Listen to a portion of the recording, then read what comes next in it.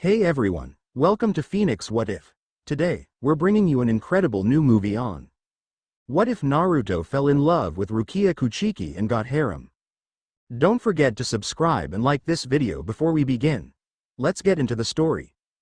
Congratulations to all of you who have survived the past 6 years.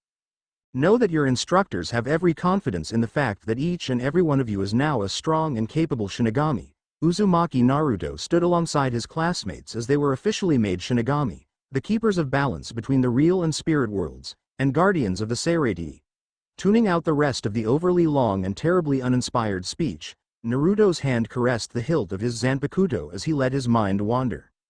6 years. Has it really been that long? Have I really been dead that long?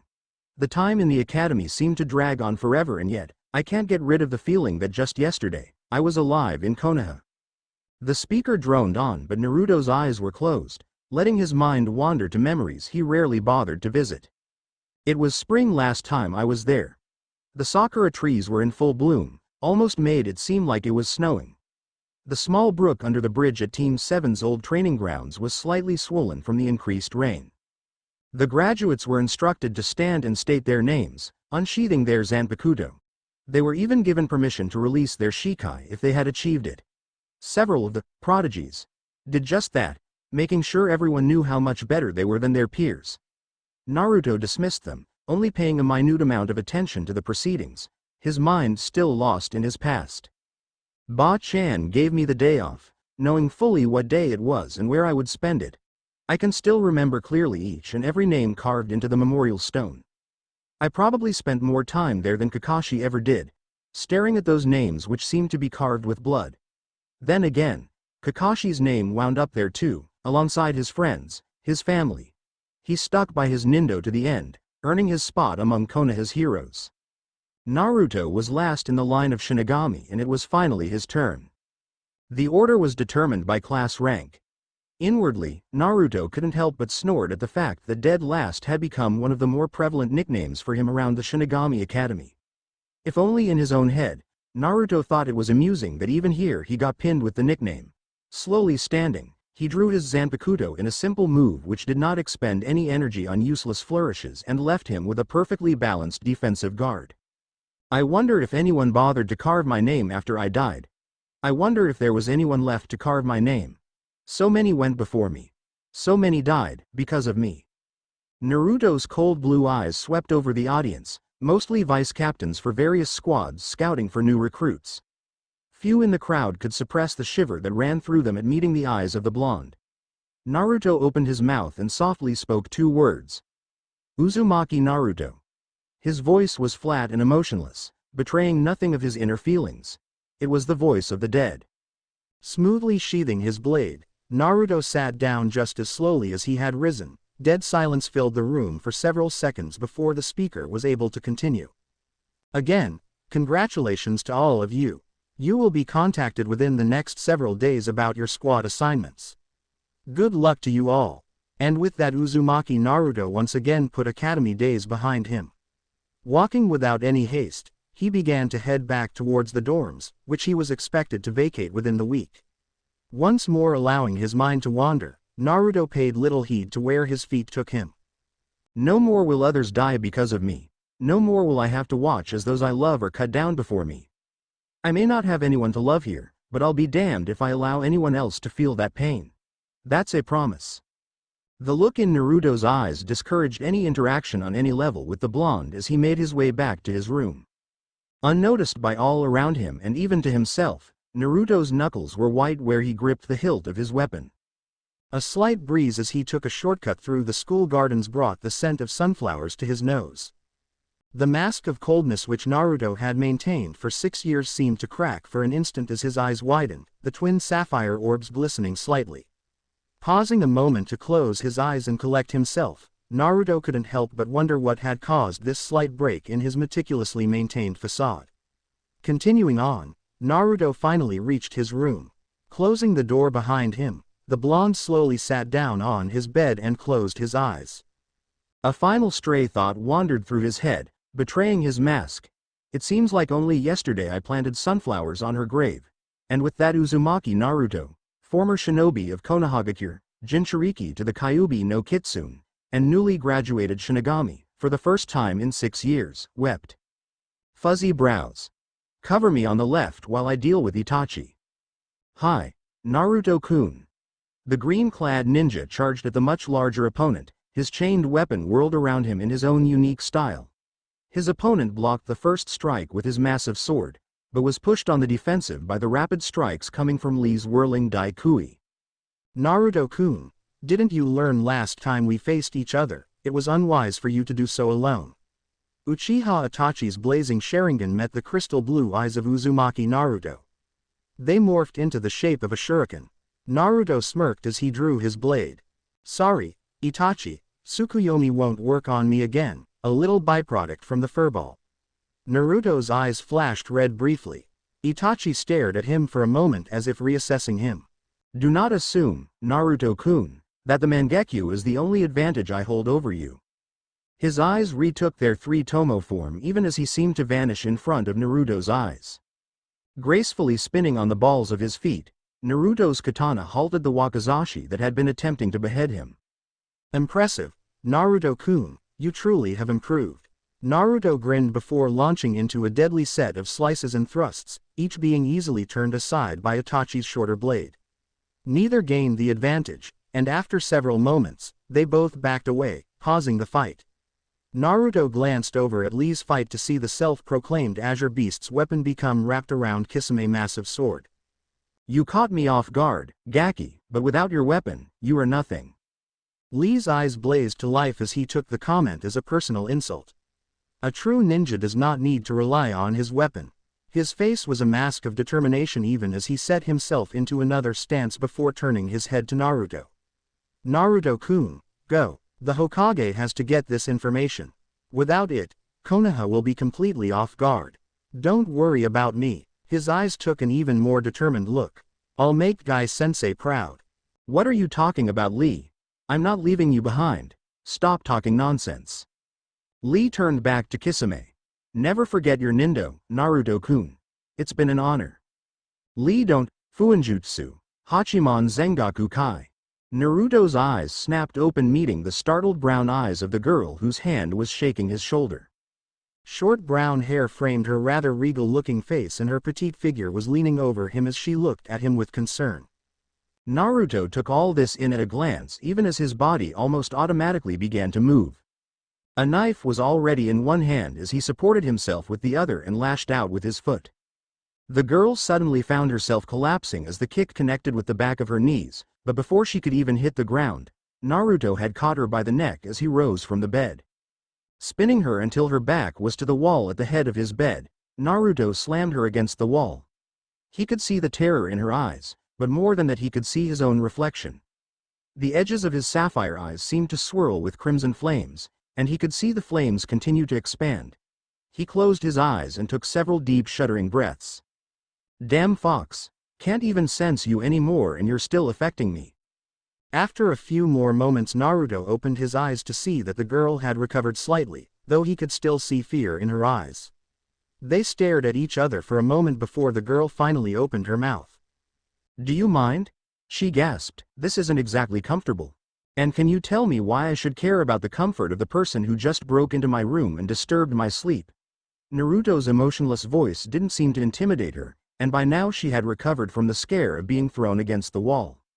Smiling and in an all-too-sweet voice, she said, well, for one thing, I'm asking nicely before I kick you in a very unpleasant place.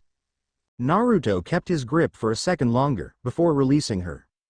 The knife in his hand had disappeared by the time she hit the floor. She massaged her throat with a grimace on her face. Damn, and I thought my brother wasn't a morning person. That must have been some nightmare. I barely touch you and you decide to strangle me.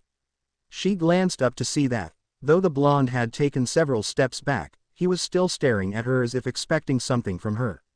She arched her eyebrow at him. I have something on my face. Naruto sighed slightly. I don't suppose you feel like getting out of my room now?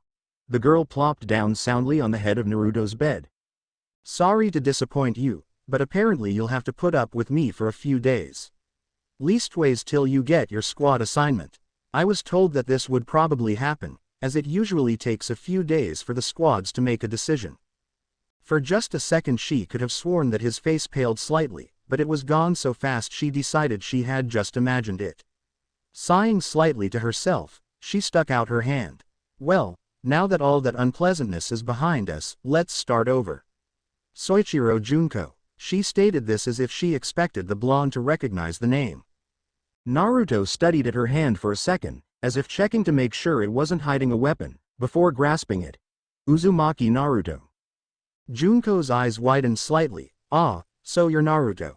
Rukia mentioned you to me a couple times right after she was adopted by the Kuchiki family and advanced out of the academy. Now how did she describe you? Junko took on an exaggerated thinking pose, while Naruto sighed to himself.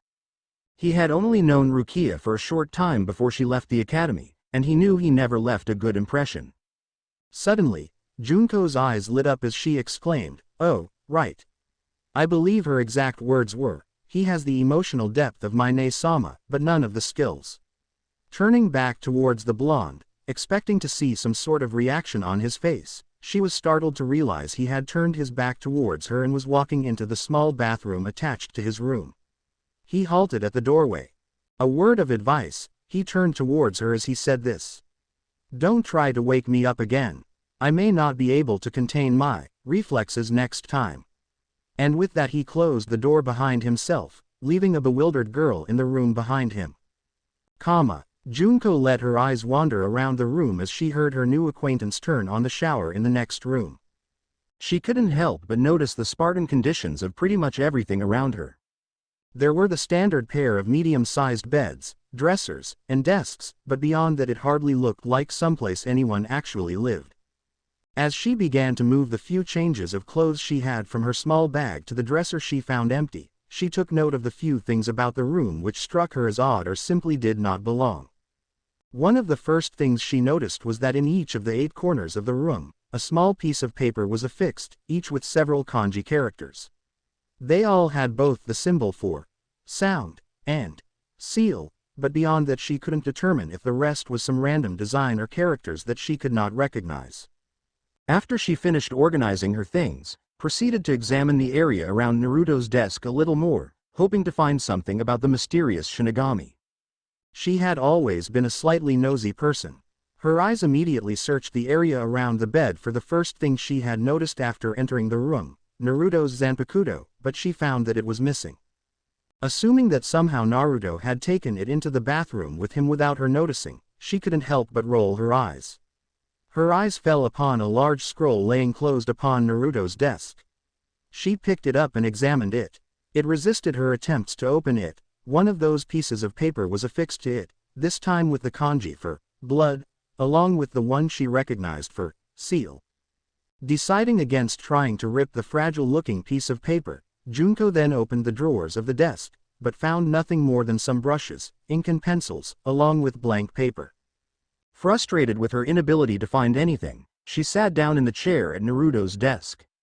She had always wondered why Rukia always got so annoyed or frustrated when she spoke of the class dead last, Uzumaki Naruto. Junko's family, the Soichiros, had been affiliated with the Kuchiki family for many centuries as a form of branch family.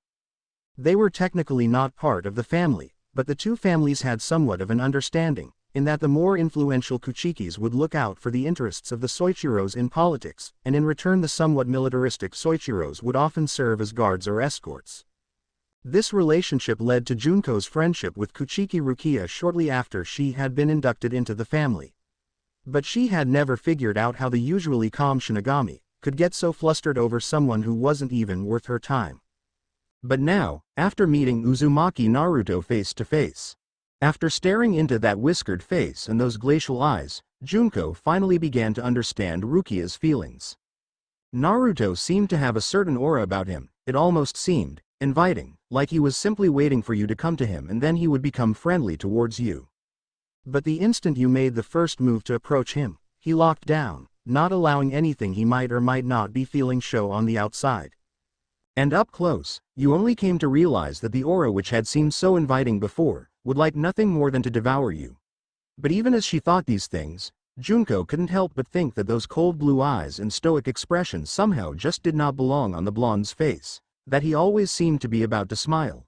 It was like something seen out of the corner of the eye, and Junko couldn't decide whether she had actually seen it or not. Continuing to ponder the blonde mystery, her eyes wandered around the room until she noticed something that she had missed before. From the angle of where she sat, she could see something had been placed in the small space between the head of Naruto's bed and the wall. Curiosity overcoming her, she managed to grasp it with the tips of her fingers and pulled it out. It was a large book of heavy paper, of the type that painters commonly use. Brushing the sealed scroll to the side of the desk, she laid the book down as she retook her seat. Glancing back at the door, which the sounds of the shower were still coming from, she hesitantly began to examine it. There was another piece of paper folded over the pages, with the same kanji on it, but this paper seemed to have been ripped at some point. Junko lifted the cover and couldn't suppress the gasp caused by what lay on the first page.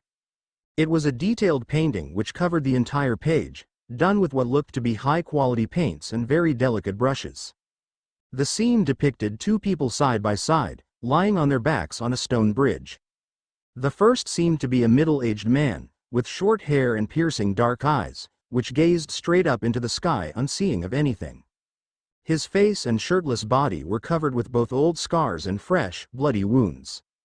One hand was at his side grasping the hilt of a huge sword and the other stretched towards the figure lying beside him. This figure seemed to be the focus of the drawing, as Junko's eyes were drawn to it. The smaller figure was of a girl, no more than 13 or 14. Small needles and shards of ice littered the ground around her and her hands were clenched together atop her stomach. This figure was clad in a robe and seemed to be unhurt except for one horrendous wound in her chest. A white and red mask was pushed to the side of her face, its blank expression a complete contradiction to the actual face of the girl. But even as the figure of the girl drew Junko's attention from the rest of the drawing, the eyes of the girl drew her attention away from the rest of her figure. She seemed to have two sets of eyes, the eyes on her face which stared straight out of the painting, and the eyes of the mask which stared towards the face of the man lying beside her. Each set of eyes radiated their own emotion. The eyes of the mask held the coldness of a killer, an absolute devotion, and a willingness to do anything for the man beside her, but even these eyes hardly distracted Junko from staring at the girl's true eyes. This pair conveyed such gentleness, but at the same time such loneliness and sorrow, that Junko couldn't help but be drawn into them. One final emotion radiated, not only from her eyes, but from her entire figure, satisfaction and peace. She knew she was going to die and accepted it, content with her life, her single regret showing in a solitary tear which trailed down the side of her face, opposite the mask. Snow seemed to swirl around the two figures. The odd thing about the drawing was that the entire thing seemed to be tinted slightly red, almost as if the setting sun was shining on the scene. A calm, emotionless voice startled her out of her trance. "Soichiro-san, what are you doing?" Junko leapt from her chair as if burnt, turning towards the voice, preparing for the blonde's anger. "Oh, Naruto, you're out of the shower. I was just, looking around and found this, and I mean, well, you see." Junko's stuttering voice trailed off as she stared at Naruto. He didn't seem angry, or even upset, he just stood there staring at his desk, at the girl in the drawing. There was silence for a moment, as Naruto just stood there looking at the drawing. Junko watched his expression warily, bracing herself for the explosion that was sure to come, but was caught off guard by a simple question. "Why are you here?" Naruto didn't even look at her as he asked the question. Confused and slightly embarrassed, Junko remained silent for a moment before she answered tentatively. Naruto, I already told you, I was assigned this room for this next year, so," she trailed off as Naruto shifted his eyes to her. She was caught off guard by the emotion showing in his eyes, though she couldn't identify it. "That is not what I meant. Why do you seek to become a shinigami?" If Junko was confused by his previous question, she was perplexed by this one. After a minute of silence she ventured an answer. "Well, I never really thought about it.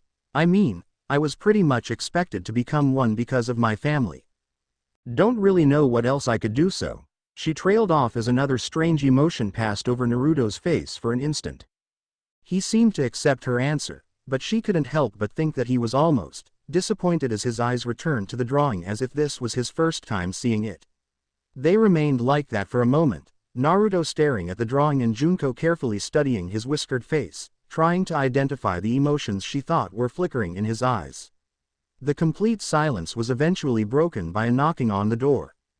Breaking out of his reverie, Naruto quickly walked to the door and opened it. Outside was a shinigami who carried a stack of papers. He glanced at the blonde in the doorway before asking, "You Uzumaki Naruto?"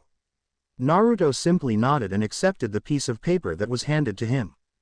"Good luck to ya," and with that he was gone, off to deliver the rest of the squad assignments. Naruto closed the door behind him as he quickly scanned the paper he had been handed. After a moment Naruto glanced up from the paper to see Junko staring at him. "It seems I am to report to the training grounds of the 2nd Division in an hour." His voice was still flat and emotionless, betraying nothing. "Well, congratulations. Guard duty in the 2nd Division may not be the most exciting thing, but it beats the academy."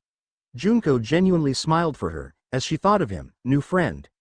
His eyes studied her for a moment before he walked over to his desk. "I don't recall saying anything about being assigned to a division, Soichiro-san." As he was saying this a knife appeared in his hand which he used to make a shallow cut on his thumb, which he then swiped over the piece of paper which had held his large scroll shut. The kanji glowed briefly before the tag simply fell off the scroll. Spreading out the scroll, Naruto studied the symbols there in silence as Junko processed what he had just said. "What do you mean? I've never heard of a graduate not being assigned to a squad."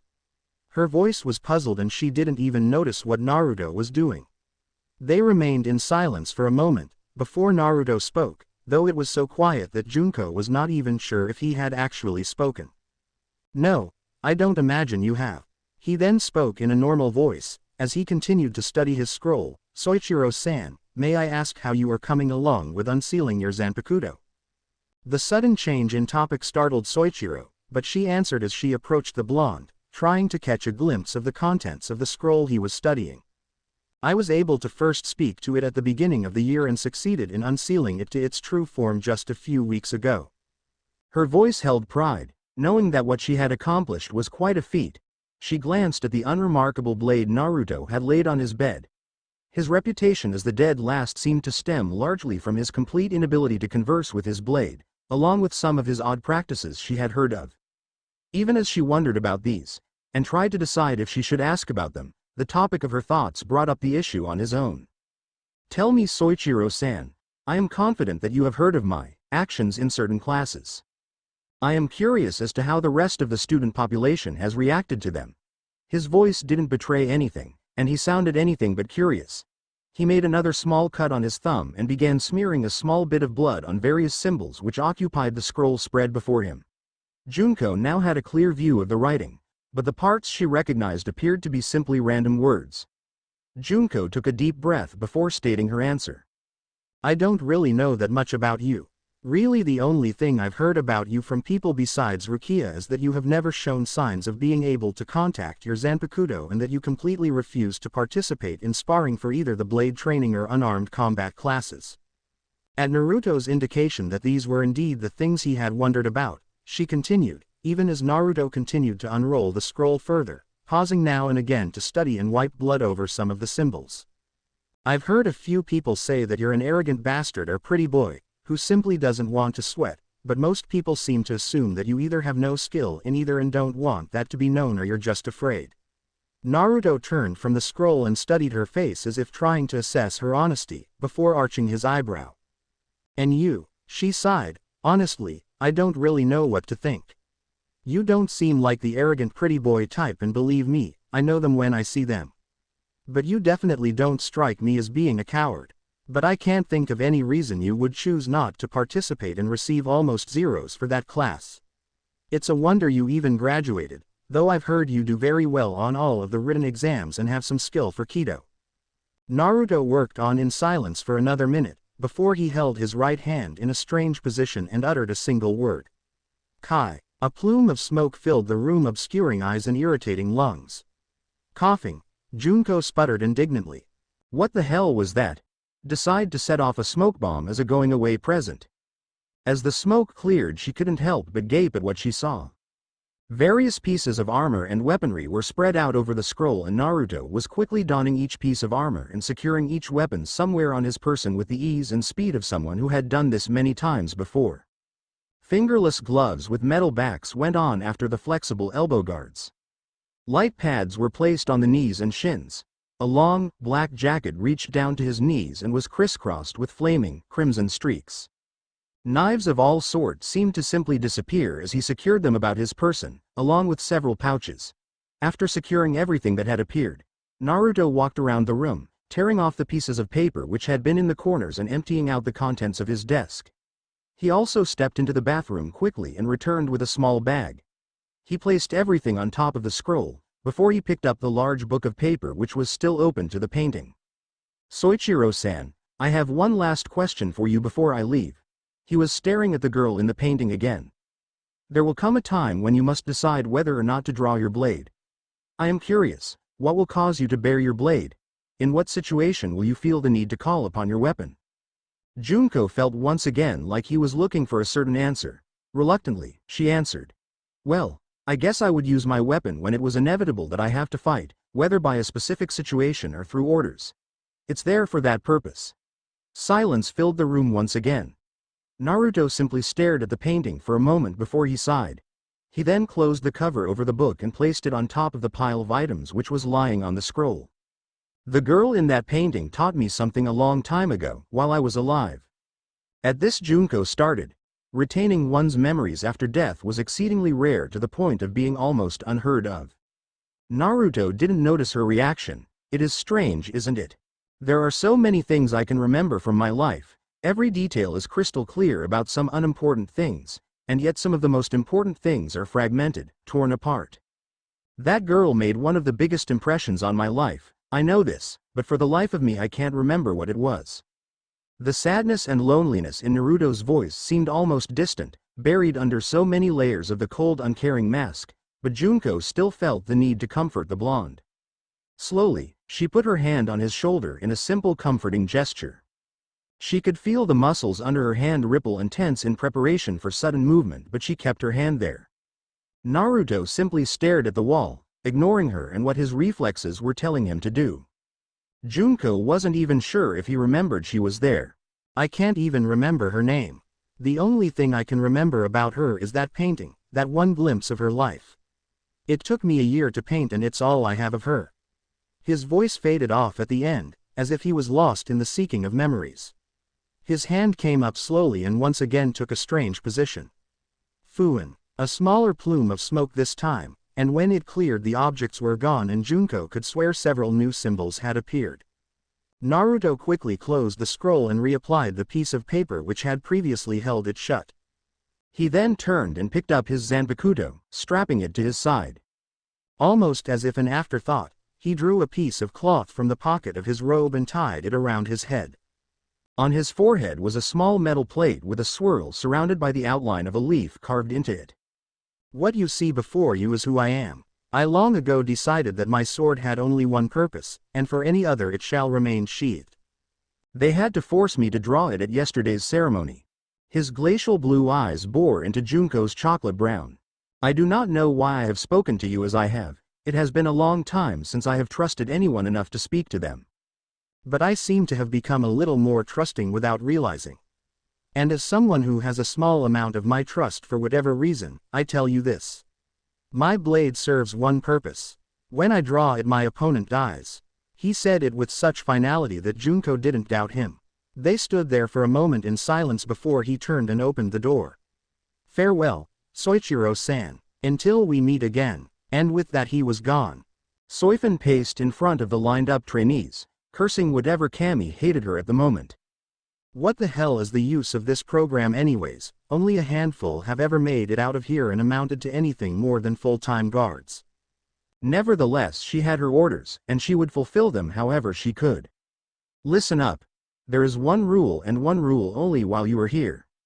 Follow my instructions." The edge in her voice made it immediately apparent how much she wanted to be here, and the cadets couldn't help but shift nervously on their feet.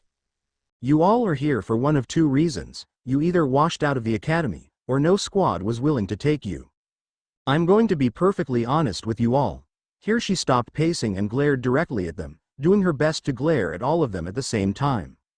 You all are a waste of my time, but still I have my orders. In case you do not understand the situation you all are in, let me explain. You are all, in a word, on probation as full-time shinigami. You were sent to me because I am in charge of the 2nd Division, whose responsibility it is to keep the peace inside the Saratii and the Rukongai. For the next 3 months, you will be given small responsibilities as a part of this group, in order to test your true capabilities. In addition to this, you will be going through intensive training to make sure you reach your maximum potential. At the end of the 3 months you will be re-evaluated and hopefully at least a few of you will be ready to serve as true shinigami, though I'm not holding my breath. Today will be one of the few days that you will see me as I have other responsibilities. Know that you can quit at any time, but don't expect to get another shot. Her dark gray eyes hardened. Welcome to hell. At least they're giving me free rein with how I do it this year. Nothing like a few green rookies to torment. Even as these thoughts passed through her head, she noticed someone slowly walking across the field towards them. His long black jacket reached down past his knees, and its sleeves hung loose as if his arms weren't inside them. His bright blonde hair stood out across the field, and Soifan's sharp eyes took in his features. Her experienced eye couldn't help but be impressed with the way he moved. Perfectly coordinated, not an ounce of movement or energy wasted. Muscles tense enough to react to anything, but still relaxed enough to not let it show to most. Impressive, though I must say his choice of attire is a little strange. As she finished this thought, the man took a place in the last rank of those lined up before her. She narrowed her eyes. Didn't really think he was here to be part of the class. Still, he needs to be taught a lesson. Her eyes once again hardened, a slightly malicious smirk on her face. Oh, I forgot to mention something, never show up late. And with that she seemed to simply flash out of existence to those who were lined up before her. Except for one. Naruto sighed to himself. A single word flashed through his mind. Inevitable. The trainees around him were looking about in confusion, and a few who had noticed when Naruto appeared, stared at him smirking, already realizing what was about to happen. Naruto sighed again and one of his arms, previously unseen inside the jacket, flashed out. The clanging of metal attracted the attention of everyone gathered and they turned, their eyes widening, as they saw Soifan standing right behind Naruto, a blade across his throat. Soifan had a hard time keeping the shocked expression off her face. Not only was he able to follow me, but he anticipated my attack quick enough to completely counter it. Even though I wasn't going anywhere close to my top speed, he didn't look like he was even trying. Upon closer inspection, it could be seen that Naruto held a triangular knife by the blade in his left hand. Opposite the blade, on the other side of the handle of the knife was a ring. And through that ring was the end of the wakizashi of the Shinigami captain. Though Soifan's blade was still against Naruto's throat, he had the leverage needed to remove it if he chose. What truly shocked Soifan was something that those gathered couldn't see. Underneath the black jacket, Naruto's right hand held a similar knife in a reverse grip. Soifan could feel the tip of it slightly dig into the skin of her stomach, through the cloth of the cloak in her own tight shirt. Silence reigned over the training field as neither of them moved a muscle. Finally a cold voice broke the silence. Uzumaki Naruto, reporting as ordered, Soifan Taiko. His emotionless voice caused a shiver to run the length of more than a few spines. Soifan wasn't fazed in the slightest, if anything the voice intrigued her more. Her face hardened, and her voice rang with the sound of authority that came with being a captain. Tell me, Uzumaki, how arrogant does one have to be to expect to be given the right to show up later than everyone else? Her warm breath tickled the back of the blonde's ear, but he didn't have any visual reaction. I apologize for my tardiness, Soifan Taiko. His cold voice once again carried over the training ground. His face remained impassive, and his entire body seemed to carry an air of indifference. Soifan raised her eyebrow at the blonde's short response, but didn't comment. With another flash, she was gone from behind Naruto and back in front of the assembled trainees, her wakizashi again sheathed across the small of her back. Well, as exciting as that interruption was, it's time for the real fun to begin. Her voice contained a bit of sadistic glee, causing a few more shivers throughout the assembly. And with that they immediately started a grueling physical workout of sprints, push-ups, sit-ups, and long-distance runs. Just by glancing at them, After several hours of this constant training, Soifin could immediately separate them into several groups.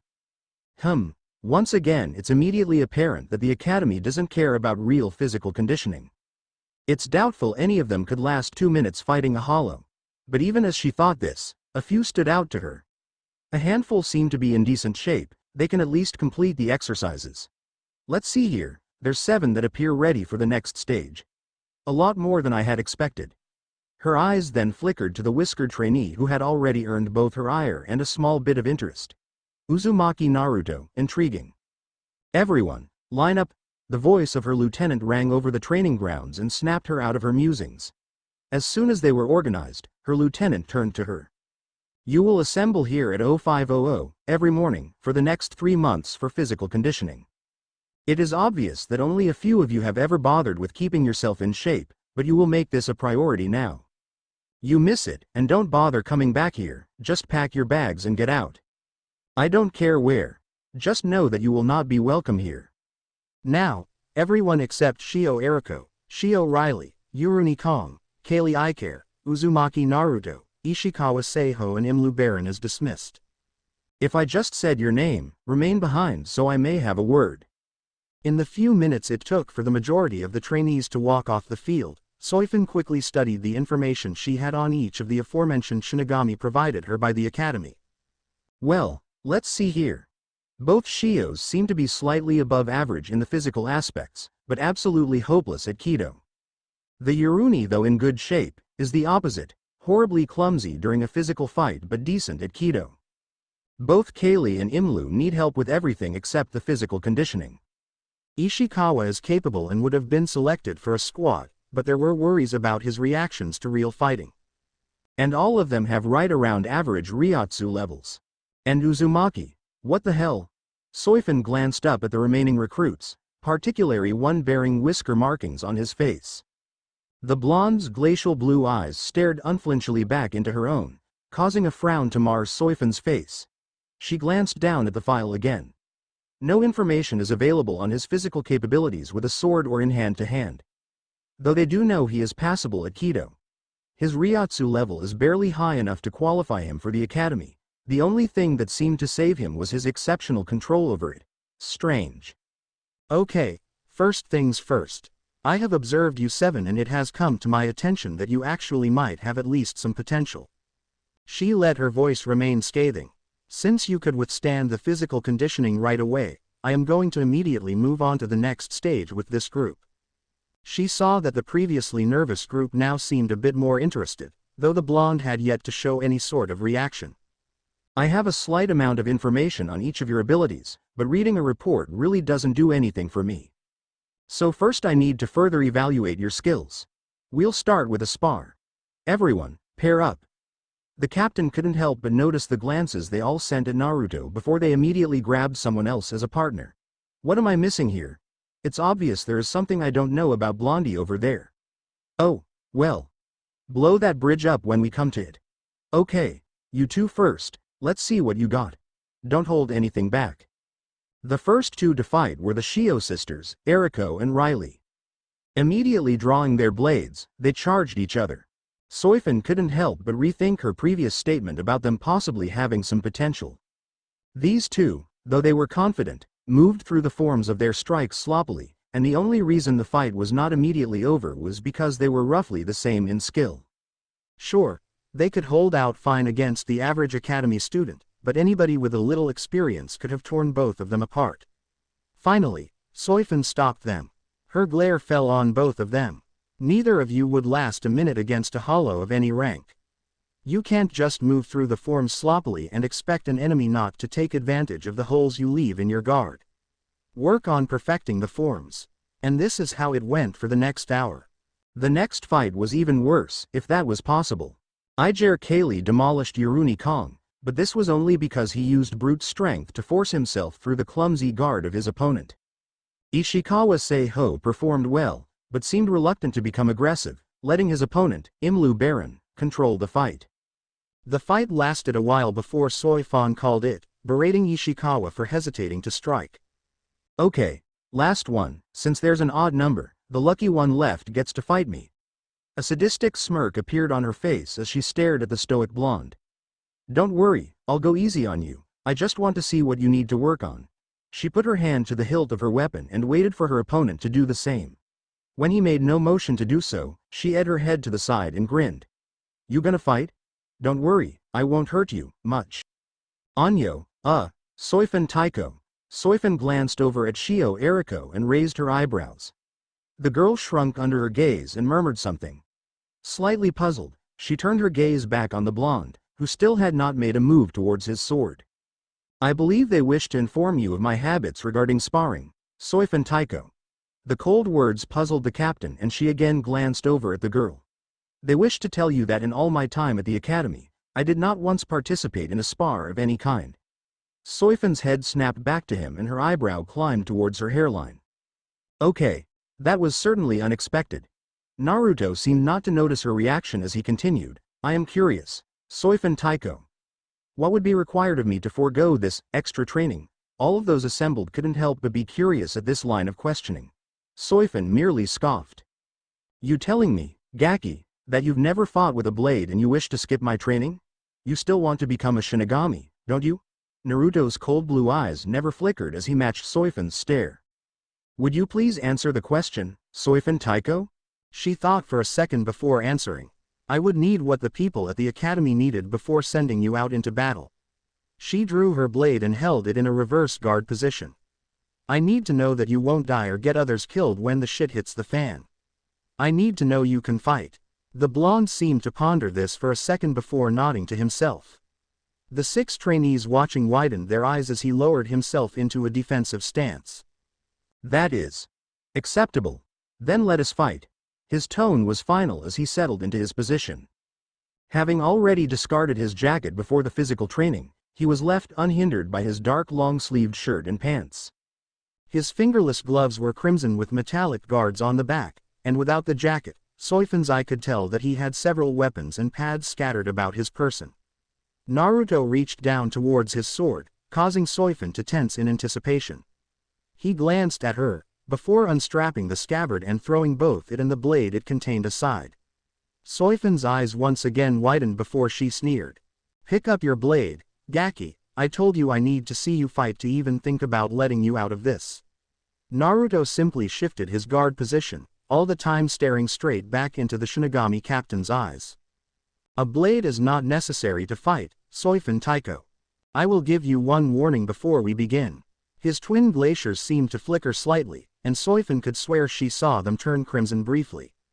For just a brief second she felt uncertainty and a small amount of fear settle in her stomach before she banished them.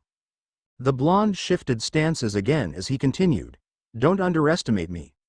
His words seemed to hang over the training grounds as Soifun studied him. She couldn't help but be puzzled by his stance. It was completely unorthodox and she knew that she had never seen anything like it. The right side of his body was turned towards her, with his foot pointing directly at her. His left leg was behind and was planted so that the inside of his foot was towards both his other foot and his opponent. Both knees were bent, putting him in a low crouch, with most of his weight being supported by his back leg. The position of his arms was what truly puzzled her. His left arm was held across his body and the hand grasped the top of the elbow joint of his other arm. This arm was held so that it traveled back across and up his body, with the tips of his fingers resting on the top of his left shoulder. She took all this in at a glance, as she sheathed her weapon. "Very well, Gaki, you want to fight hand to hand, we can do that. I'll give you one last chance to reconsider." Naruto didn't even acknowledge her, remaining in his position. "I will repeat what I have already said, Soifun Taiko. Don't underestimate me," and with that he struck. Soifun barely realized he had moved before she had to raise her arm to block a strike heading towards the side of her head. Those watching could only gape as it seemed to them that the supposed dead last had simply disappeared from his spot and reappeared right in front of Soifun, his arm already moving towards her head. Even as Soifun moved her left arm to block the incoming fist, her right was coming up in a strike to the blonde's kidneys. He may be fast, but his stance leaves his body completely open as he strikes. Foolish. Her thoughts were cut off as Naruto's strike impacted into her raised guard. Soifan only registered a brief flash of pain in her arm before she realized she had been hurled aside by the force of the blow. Quickly righting herself in the air and landing, she stared with wide eyes at the blonde who stood in her previous position, already back in his original guard position. I warn you again, Soifan Taiko, that was the last time I will leave myself open. Had you not underestimated me, the fight would already be over. I am disappointed. Soifan stayed silent as she retook a guard position, though her opponent's emotionless voice and face were beginning to annoy her. Shit, he hits hard. Probably as hard as I can, and I don't think he's even going all out yet. I'll have to rely on speed. Can't let him hit me like that too many more times. She flashed forward, sending a lightning-fast strike towards the whiskered face. Even as her hand traveled towards him, she couldn't help but think the expression on his face seemed almost satisfied. Her eyes once again widened as his entire right arm pivoted, using the left hand, which still held his elbow, as a turning point. He caught her wrist and continued to pivot his arm, turning it to an uncomfortable angle. I'm glad to see you have started taking me seriously, Soifan Taiko. But next time, do not hesitate in your strike. I assure you, I felt worse. Even as he said this, he was forced to release her wrist and leap over a spinning kick. Soifan did not let up this time, and immediately launched into a series of quick hits with both feet and hands, testing his guard. The onlookers could only see two blurs and occasionally a glimpse of the two deadlocked, as crashes sounded over the training area. Soifan was now more than impressed. Not only was this Uzumaki Naruto probably as physically strong as her, he was able to keep up with her speed, though she still wasn't going full out. Every strike was deflected or avoided and countered. His smooth, almost effortless blocks and counterstrikes spoke of a great deal of experience. Soifan increased her speed slightly and, though her strikes were still all blocked, she could tell she was now pushing into her opponent's defenses. He still kept up the emotionless mask over his face, which was now starting to anger her.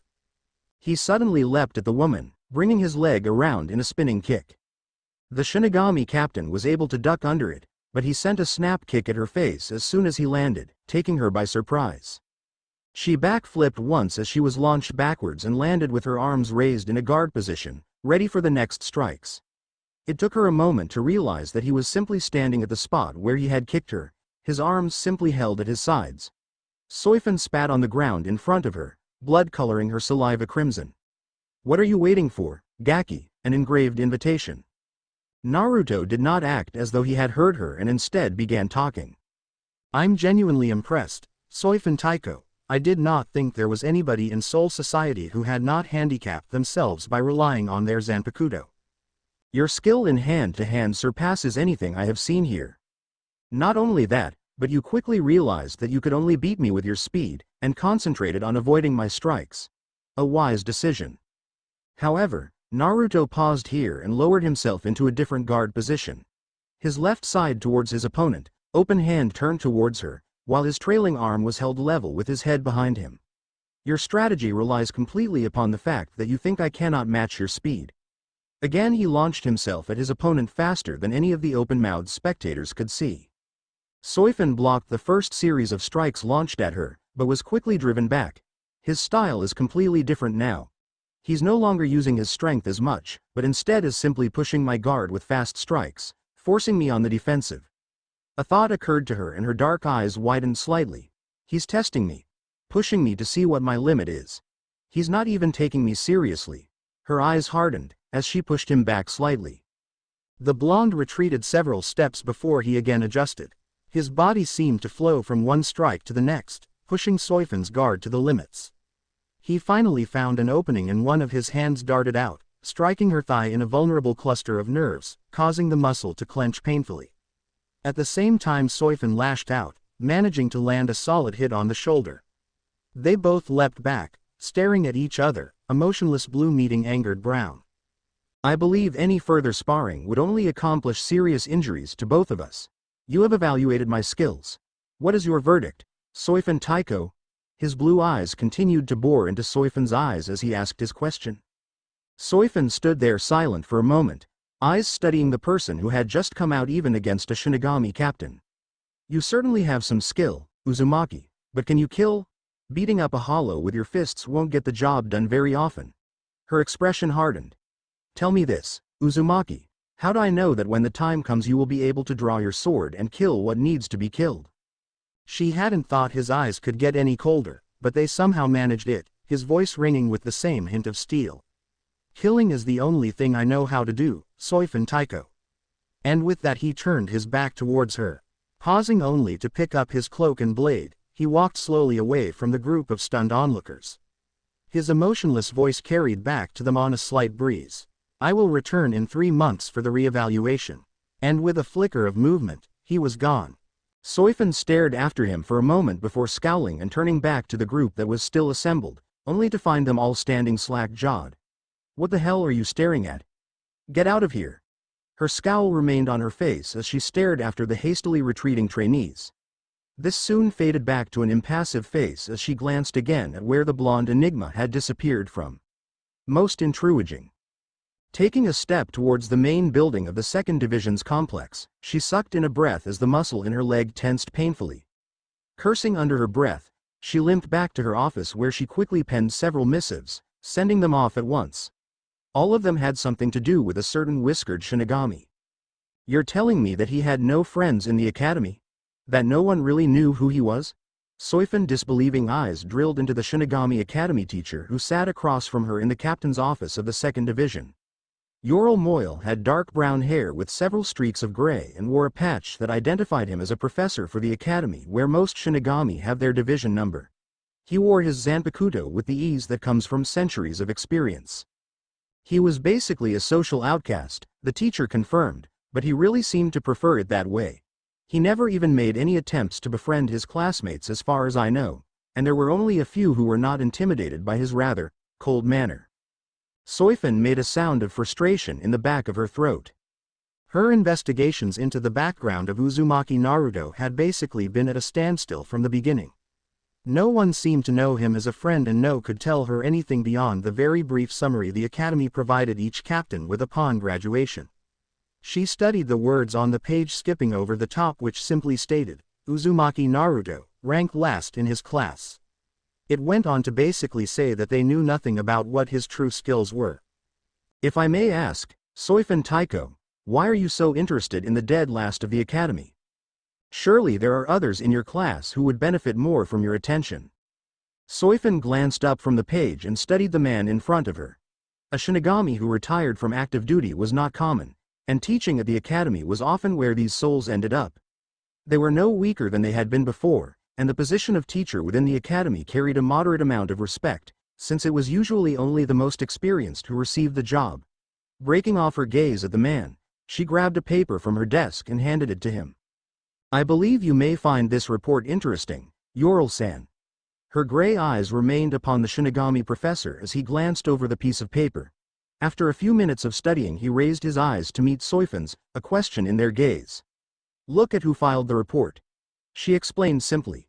His eyes returned to the paper before widening almost comically. Has this been confirmed? She nodded almost imperceptibly. He scanned over the report again, trying to make sense of it. But this should be impossible for anyone freshly out of the academy, no matter what state the other Shinigami were in. Apparently the normal boundaries do not apply to Uzumaki Naruto. I only just received confirmation a few hours ago which stated that he did indeed subdue several drunken members of the 11th Squad who were causing a disturbance on his patrol route. It has also been confirmed that one of them was the seated officer, Abarai Renji. All of this was done without weapons on either side, and witnesses reported that the members of the 11th Squad were hard-pressed to even land a hit on Uzumaki. She paused here to let the info sink in before continuing. There is also the fact that he was able to fight me to a standstill in an unarmed spar. Soifun was again treated to the sight of the Shinigami professor's eyes widening. Impossible. Soifun continued as if he had not said anything, albeit I was holding a lot back, but it seemed he was as well. This is why he has not only my interest, but my concern. We know nothing about his personality or motivations and can only guess at his true skill level. Her mind thought back to what the blonde had said, her eyes taking a faraway look. Killing is all I know how to do. The memory of his cold steel eyes shook her more than she would admit. Shaking off the memory, she brought herself back into the present where an aged Shinigami was eyeing her curiously. She cleared her throat self-consciously under the professor's gaze and continued. I will not feel comfortable assigning him to any squad until I know he is trustworthy. Moyle clasped his hands together and rested his chin on them, never taking his eyes off of Soifan. Have you tried talking to him? The question caused Soifan to smirk, but before she could reply there was a knock on the door and an emotionless voice called out. Uzumaki Naruto, reporting as ordered. Enter, Soifan called out. Moyle kept his face blank, but he shot a mild glare at Soifan as the door slid open, revealing the blonde hair, whiskered face, and glacial blue eyes of one Uzumaki Naruto. He slowly walked into the room, his eyes carefully evaluating every shadow of the room with the experience of someone who has been on both sides of an ambush countless times. He wore the same outfit he had when he had first shown up at the training grounds. Simple black pants with many pockets, a nondescript black shirt, and the jacket which was crisscrossed by streaks of flames. Several pouches were strapped to his side and the strip of cloth with a metal plate which bore a spiral in the shape of a leaf was tied around his head. He stopped half a dozen paces behind the seated shinigami professor who still had his back turned to him and the door, before going into a rest position, hands clasped behind his back, feet a little wider than shoulder length, and eyes straight ahead, drilling a hole in the wall above and behind Soifan. He stood like that for a moment before either of the room's other occupants realized that he was not about to break the silence. Moyle turned to him and stood, Uzumaki Naruto. I hear you have been causing just as many waves outside of the academy as you did in it. Naruto's eyes glanced at his face before returning to the far wall, never breaking his silence.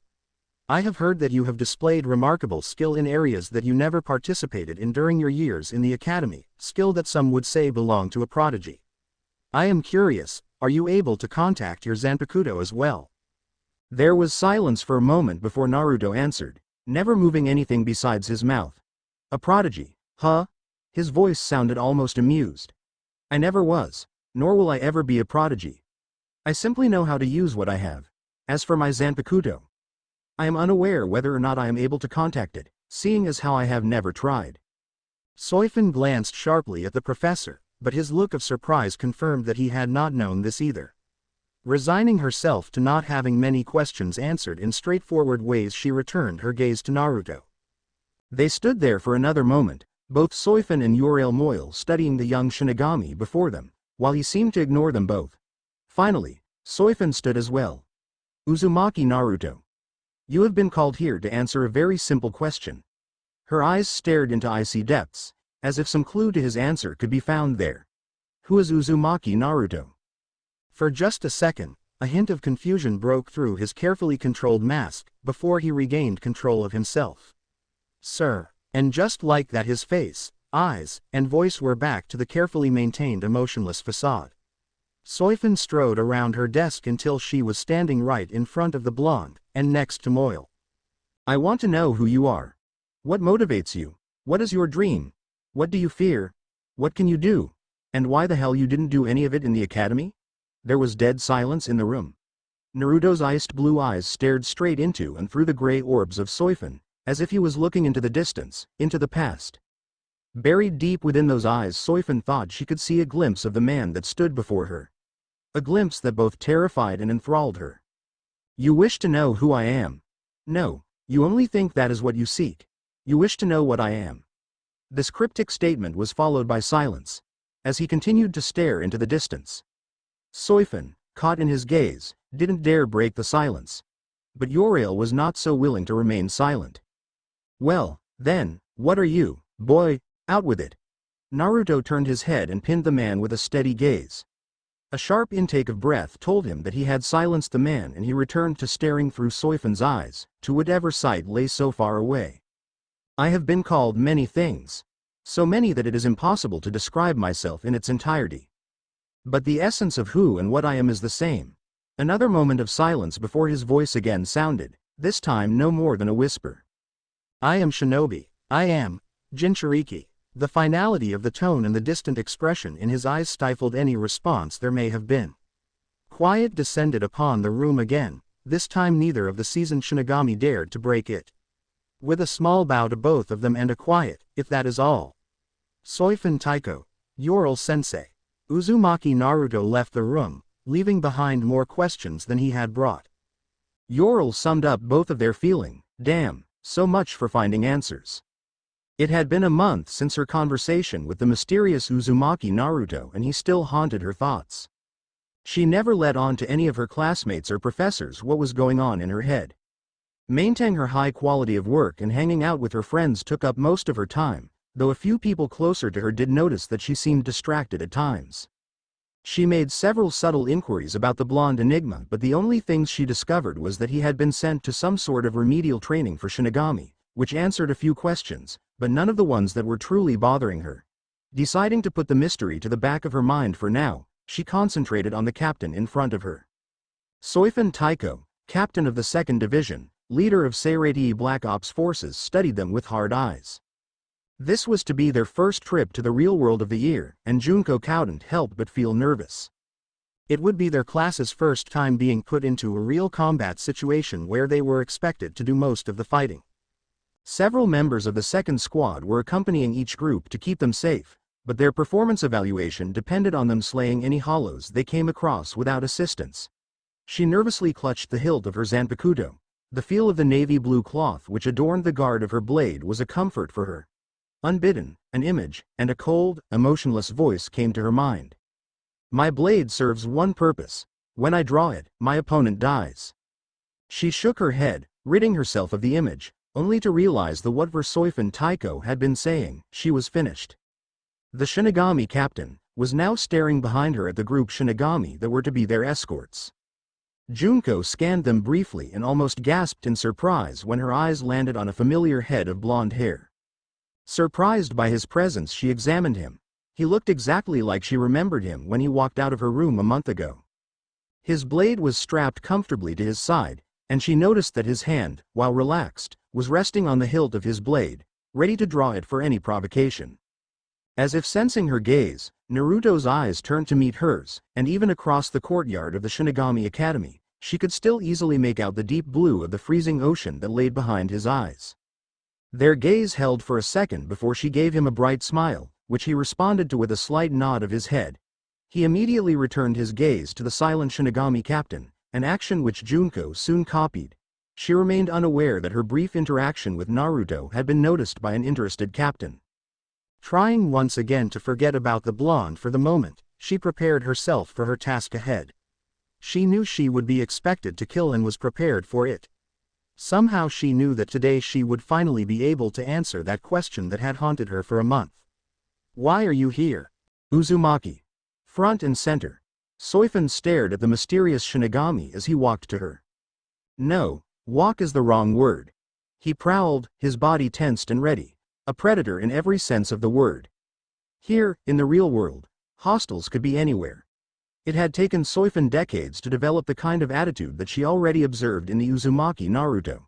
He came to a stop before her, going into a stance that indicated his attention, but did not make him vulnerable in any way. Soifun turned to the gathered Shinigami, both 2nd Squad members and Academy students.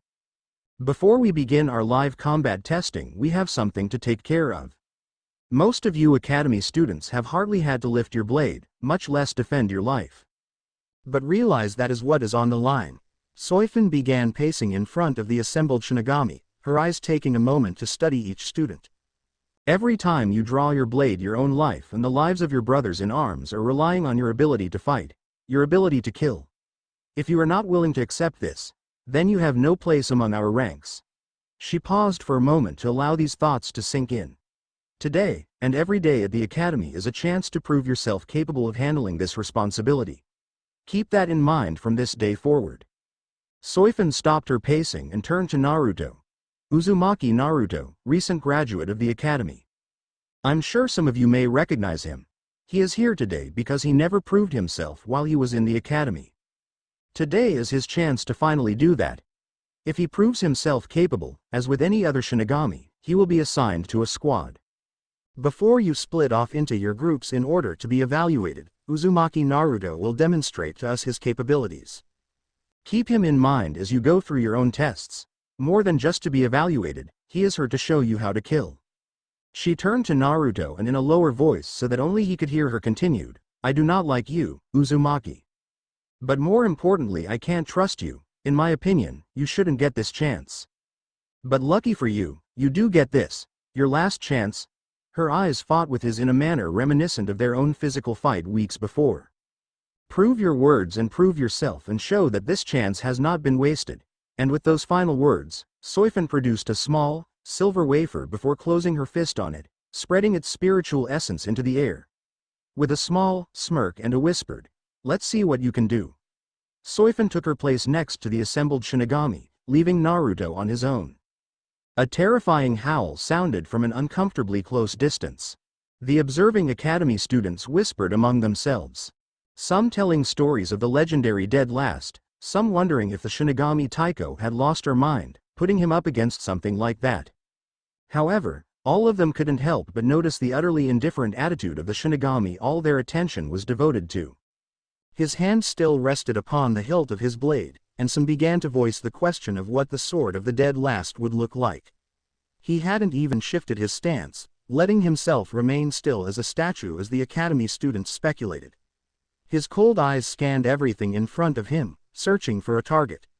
Not a hint of fear in him could be sensed, for he was not the prey. He was the predator. Without warning, a huge shape materialized in front of him, no more than 100 feet away. It too remained still, eyes observing the audacious warrior that stood before it. The hollow stood more than 6 times the height of his opponent. His long arms stretched down to his knees, and his glowing eyes had the sense of a primal intelligence. His teeth were pointed and razor sharp, and a drop of saliva hit the ground with a sizzle. Still, Naruto had not moved. With a piercing howl, the lumbering hollow charged, pushing off with his long arms to gain an extra burst of speed. It quickly halved the distance between them, claws and teeth ready and waiting to kill. Naruto still had not moved.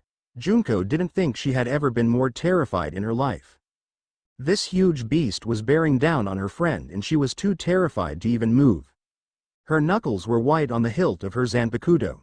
As she stared at the terrifying sight before her, from her position she was able to see the profile of Naruto's face as well as the oncoming monster.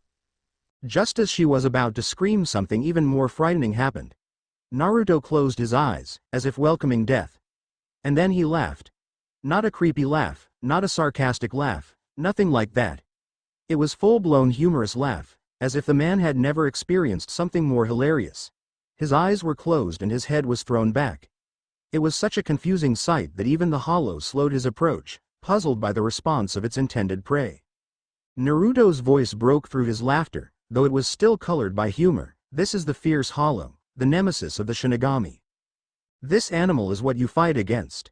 And suddenly the humor and laughter was gone, replaced by the ice-cold attitude that they were all familiar with. Pathetic. The cold tone was spoken with so much certainty that for an instant Junko felt ashamed that she had been afraid of this hollow. This hollow is nothing more than a common beast, and it does not deserve the honor of dying by a blade. His tone began to take on tones of anger, even rage. "You all wish to know how to kill. The easiest way is to conquer your fear and then give it to your enemies." As he said this, a weight descended upon the crowd. It was not the weight of spiritual pressure, but something far more focused, more primal. Junko's attention was drawn back to Naruto and she gasped when she saw his eyes, crimson as blood, with a black slit for the pupil. Junko could see the pure, undiluted rage held there. "You all feel it, don't you? Even though it isn't focused on you, observe what pure fear, pure terror can do to your enemy." His words were laced with venom. You cannot simply be willing to kill. Your entire purpose at that moment, your entire being is focused on the sole objective of ending your enemy's existence. That is what you feel now, not simply the will to kill, but the desire to kill. The hollow was cowering before him, having been slammed to the ground by the pure force of the Shinigami's rage. Naruto approached calmly. The hollow managed to raise his head and froze when it met the crimson fury of the angry Shinigami's eyes. He never hurried, never ran, just walked with a slow sureness of purpose. The hollow whimpered. The blonde paused half a dozen paces from the prostrate hollow. "Pathetic," he repeated before he simply vanished. A wet crunching sound reached the ears of the onlookers as a hole appeared in the mask of the hollow an instant before it shattered. Naruto's form reappeared in front of the crowd, fresh blood coating his hand and forearm. His gaze swept over the crowd. "Any questions?" The hollow screamed in pain, the harsh sound causing many of the students to wince. Gradually the oppressive feeling they were experiencing faded, even as the rageful crimson eyes were replaced by freezing sapphire.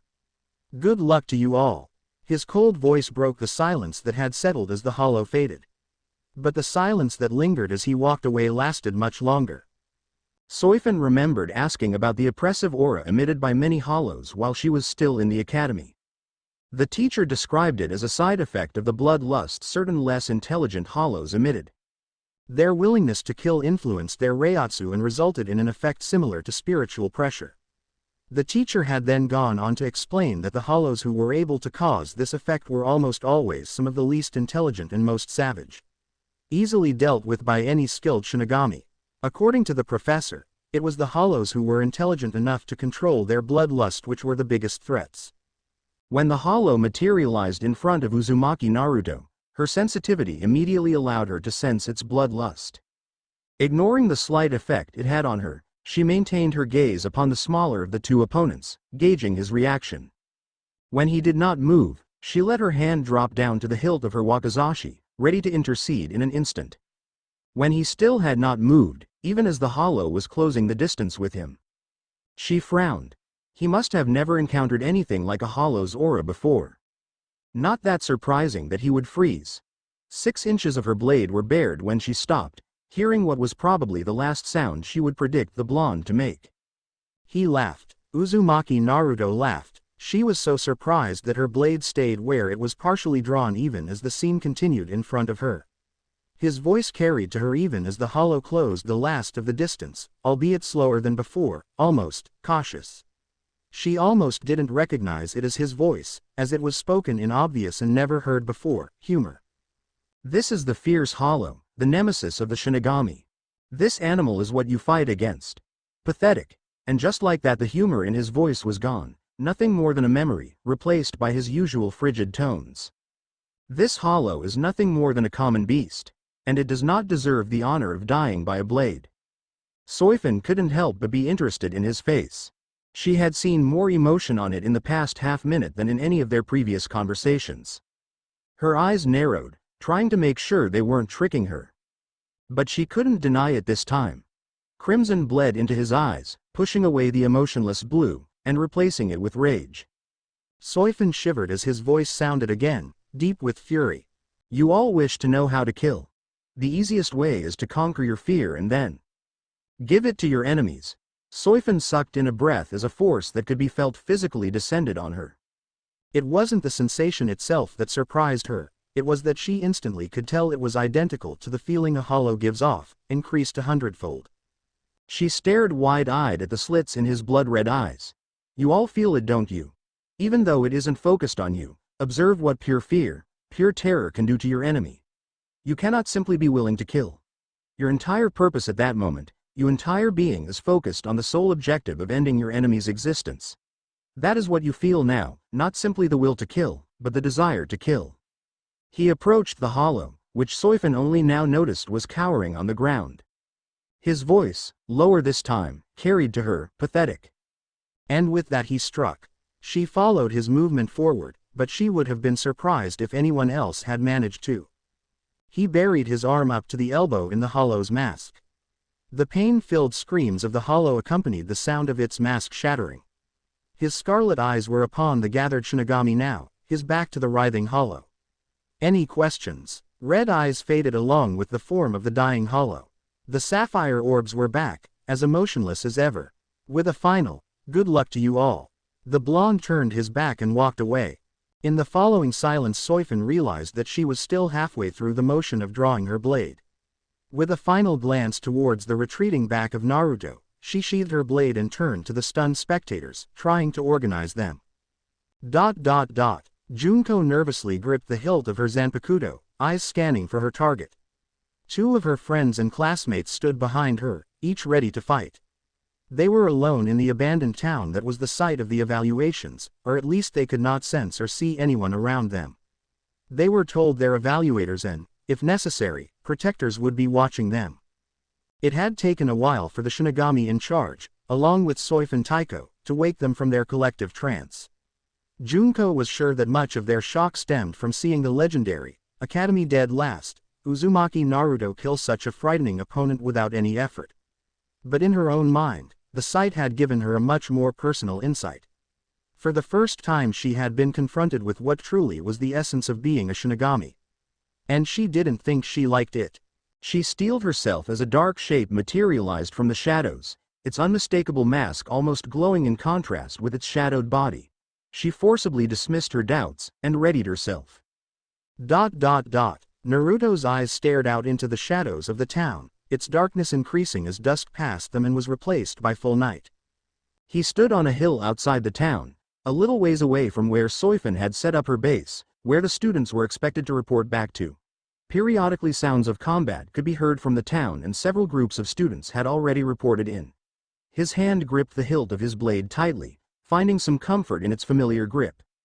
His face held the same expressionless mask he had been wearing for years, as his cold eyes stared out, unseeing into the darkness. Over the years, even before his death and appearance in Soul Society, Naruto had found it necessary to create mental walls and blocks to maintain his emotionless facade. His natural personality was simply so opposed to it that it had been impossible for him to maintain the mask without them. In his own mind, he hated the persona he had crafted for himself. It reminded him too much of certain people in his past he would just as soon forget. But it had been necessary. The blonde's face grimaced. It seemed like every action in his life had been dictated by what was necessary. But now, after years of having so little problems with maintaining his mask, he could literally feel the cracks appearing in his mental walls. Confronting an enemy such as the Hollow should not have been a big deal, but something about it, the audacity of it to challenge him, angered him in a way that he still couldn't explain. He guessed that it had something to do with the demonic energy the Hollow was using, though on a much smaller scale than any of the Biju. Perhaps Kyuubi had sensed the opposing demonic energy and was managing to influence his emotions again. Resolving to meditate on it further when he had a moment's peace, his attention was drawn to where Soifin had set up the check-in for both students and their examiners. Soifin was quickly issuing orders, and most of the shinigami seemed to be preparing to leave, their actions fast yet methodical, showing their training. Naruto studied their actions for a moment before he started walking over to them. He was almost halfway there when his eyes widened a fraction of an inch. Hardly noticeable, but if someone familiar with him had seen it, they would recognize how greatly surprised he was. He stretched out his senses to confirm, even as his steps took a more hurried pace towards Soifin. His eyes widened again as more than half of the shinigami disappeared with the familiar blur of Shunpo. He executed one himself, covering the remaining distance between him and the remainder of the gathered shinigami, coming to a stop directly in front of Omeda Marichio, the vice-captain of the 2nd Division, and, he assumed, the one who had been left in charge. Omeda Fukutaichu, may I ask where Soifin Taiko went with almost 2/3 of our force? The rather robust shinigami was startled by Naruto's sudden appearance. His eyes narrowed at the blonde before him, caution and suspicion showing in his expression. The blonde's cold voice drew attention from the score of trained shinigami still gathered there. Anyone who had heard his voice before could not miss the dangerous edge it held. What's it to you, Uzumaki? She just up and left, probably got bored of babysitting. Not that I blame her. The part of Naruto that analyzed those around him recognized the tones of his voice as partially a pathetic attempt to intimidate him, but mostly simple boredom. His eyes narrowed at the arrogant man before him. How many teams have yet to report back? He managed to maintain his calm, but could already feel anger leaking into his system. He mentally cursed himself, trying to hold back the recognizable rage. By this time the conversation had the attention of all the shinigami in the area, both the academy students and the fully trained. Go annoy someone else, punk.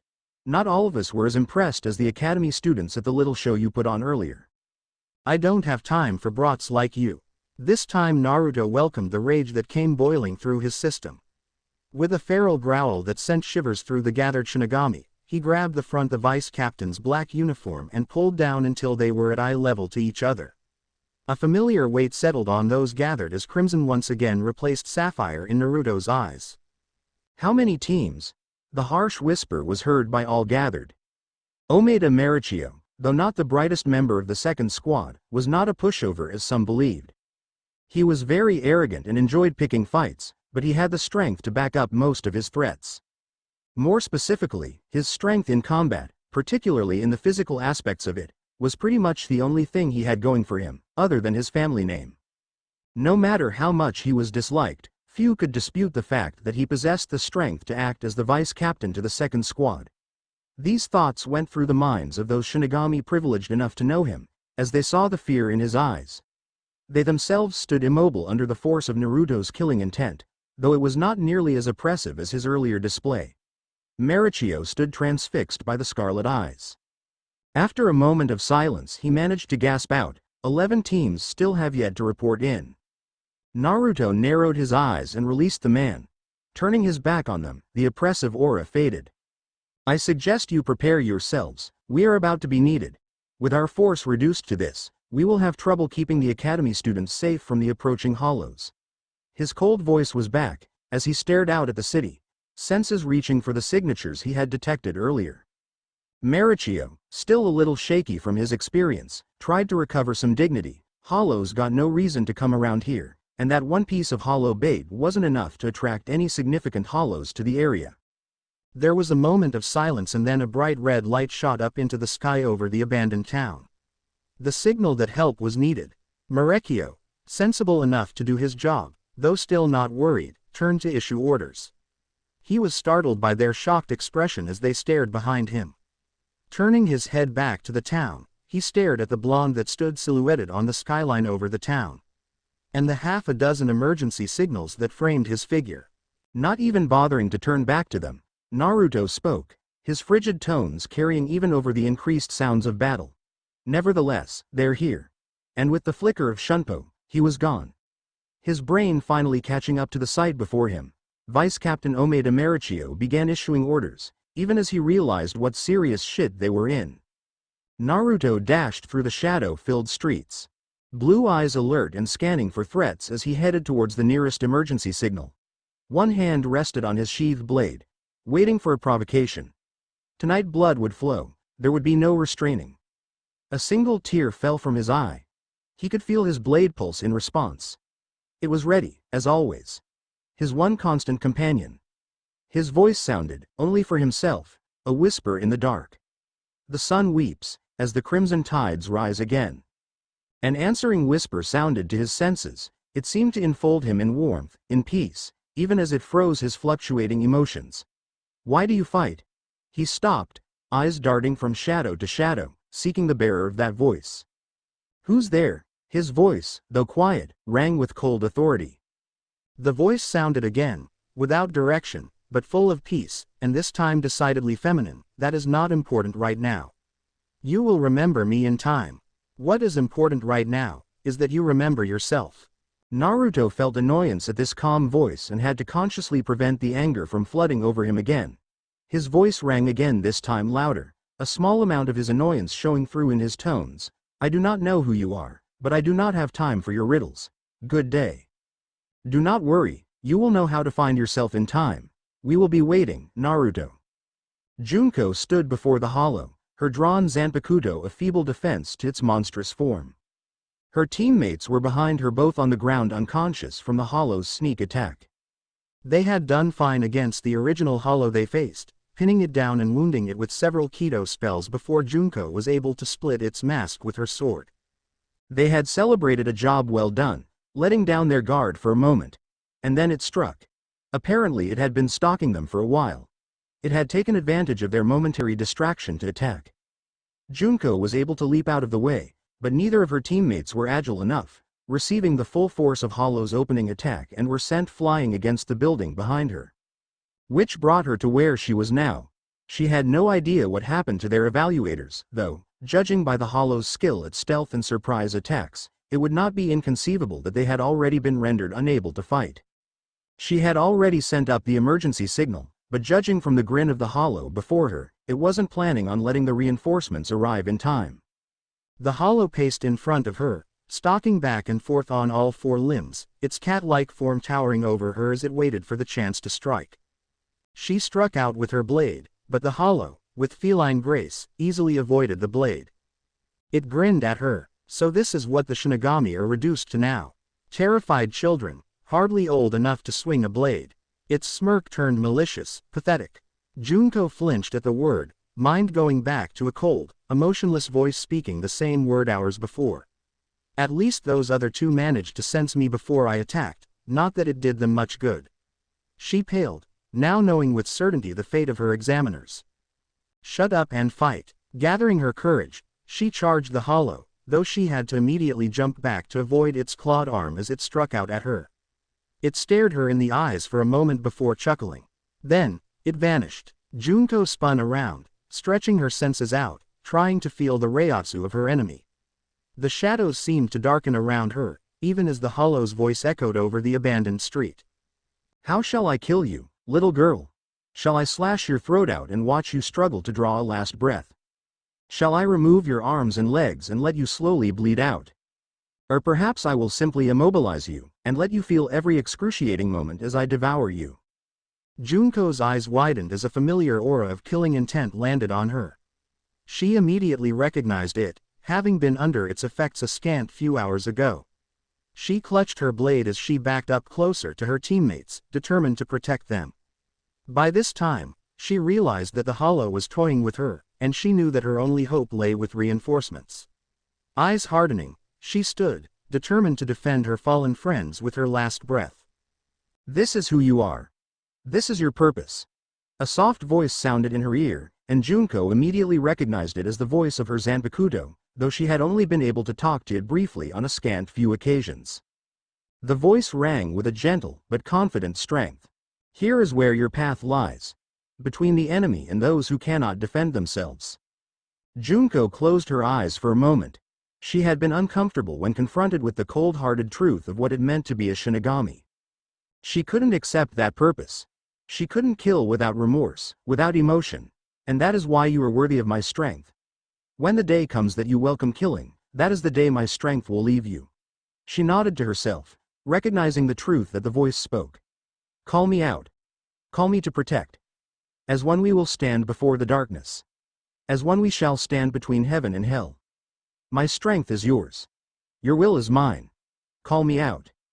So you are able to stand before my killing intent. Impressive. I did not think you had it in you. But it is of no matter.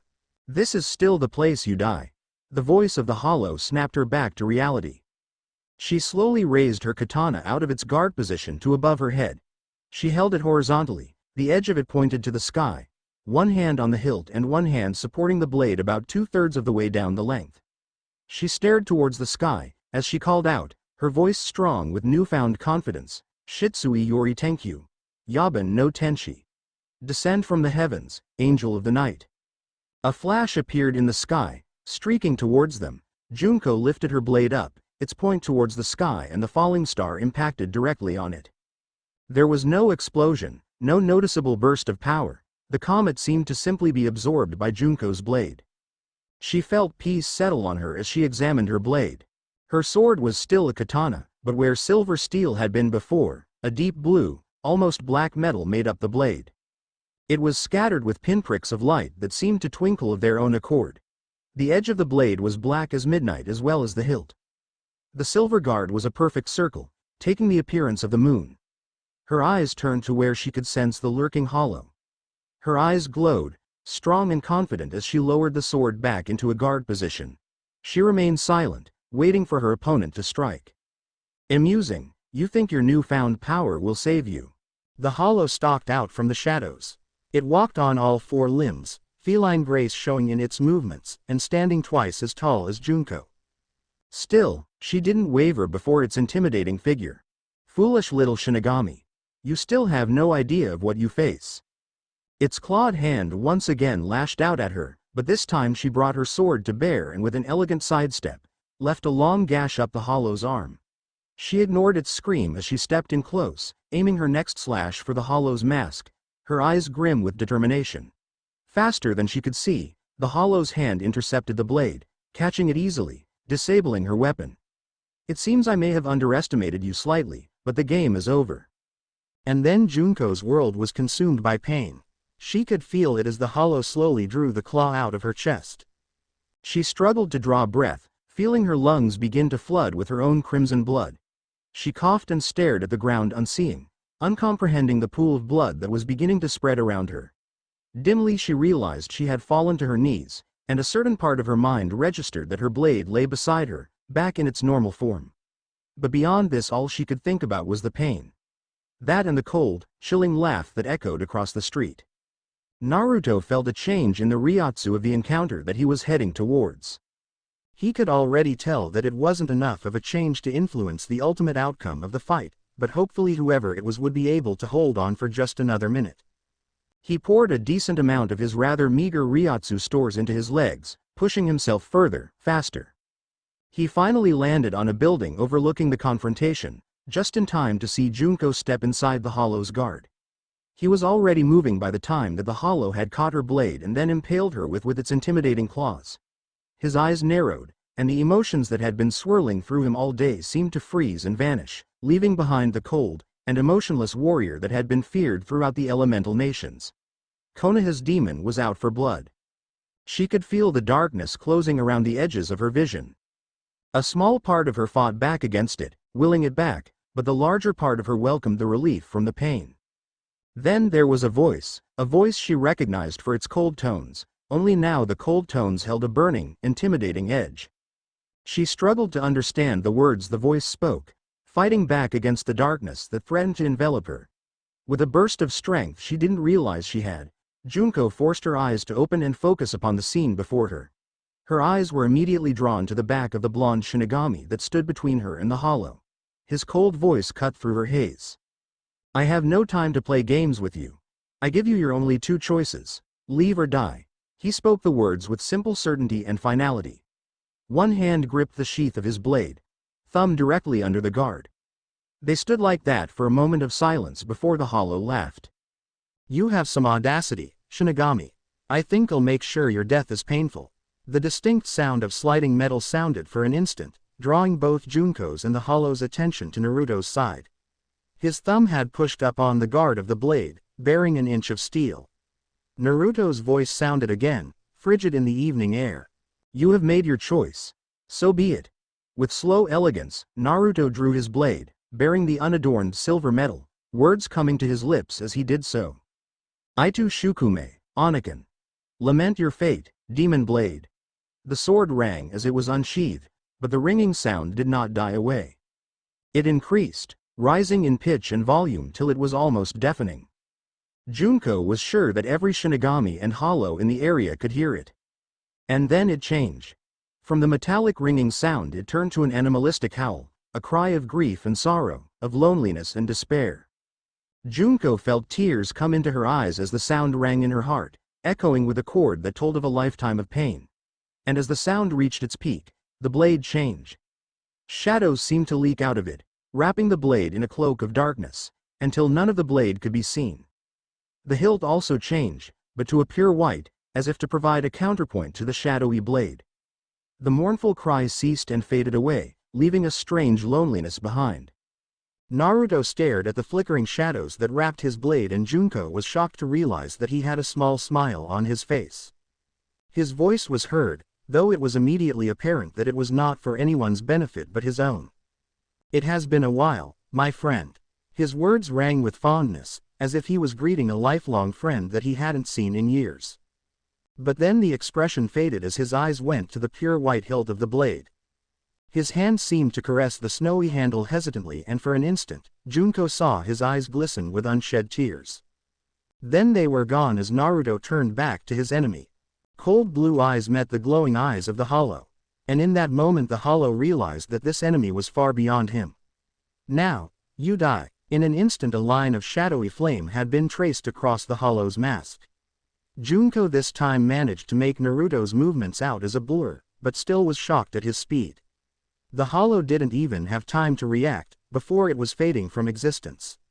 The sound of sliding metal sounded again as the blonde sheathed his blade.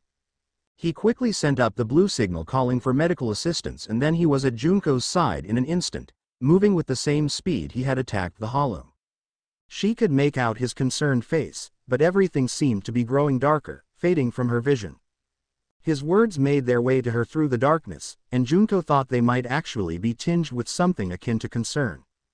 "Soichiro-san, concentrate. You need to remain conscious. Help is on the way."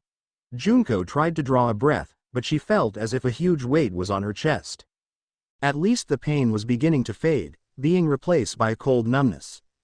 Naruto's voice sounded again, though this time they seemed to be tinged with something other than concern. The words were quiet, almost mournful. She could barely hear them as she faded. "You're going to be all right, Junko." She smiled at his words, at the fact that he had said her name. She couldn't make out his face anymore. All there was darkness. Distantly she heard his words, no more than a whisper and tinged with sorrow. "That's a promise." And then there was nothing. Silence occupied the room. 3 people stood, clad in the standard shinigami garb, while a 4th sat behind a desk, studying them with intense eyes. Each detail of the 3 in front of her was systematically noted and filed away inside the head of the shinigami captain. The first figure, while she bore no signs of participating in battle, could easily be seen to be exhausted. Her short, gray hair was in disarray and her eyes were drooping. But still she stood with discipline under her gaze, a sign of someone who knew proper protocol. The second figure was rather large man with an imposing air, especially when compared to the petite form of the first figure. His uniform was dirtied and torn, stained in several places with blood, both the thick crimson produced by his own body, and the brackish black that was common among lower hollows. His face gave no sign of pain or fatigue, as he stood at attention with the military precision of a well-disciplined soldier. Though he did keep shooting somewhat nervous glances at the last of the 3 figures. The last figure in line was the most noticeable of the 3. Besides his bright blonde hair and distinctive whiskers on his face, his outfit drew attention in that it wasn't the standard shinigami uniform. Add in the fact that the chest and sleeves of the simple black, long-sleeved shirt were liberally coated in dried, crimson blood, and a person would be very hard-pressed not to notice him.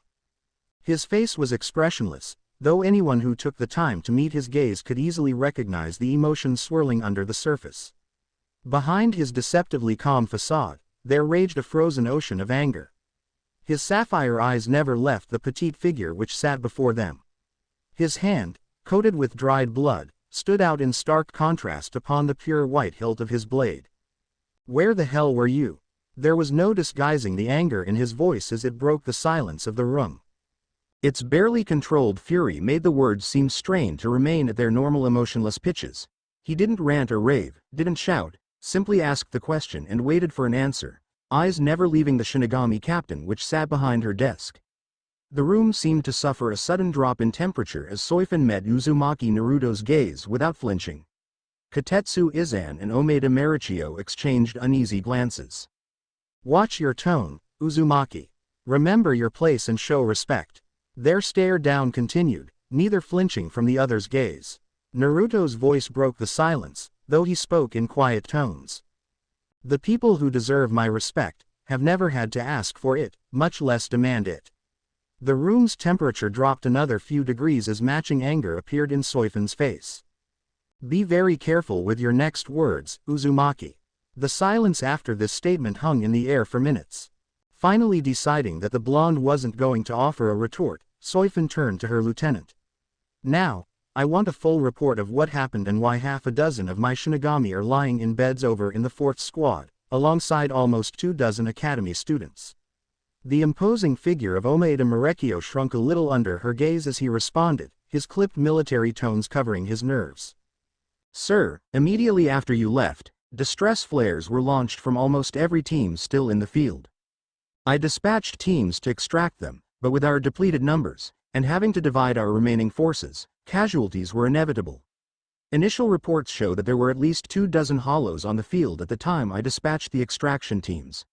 A squad of medics was immediately requested and they arrived promptly under the command of Katetsu Fukutaichu.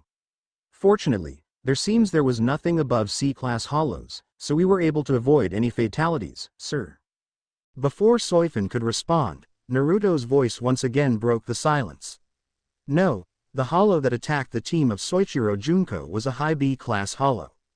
Soichiro-san was fortunate to unlock her Shikai against it or I wouldn't have been able to intervene in time." This brought Soifun's attention back on the blonde.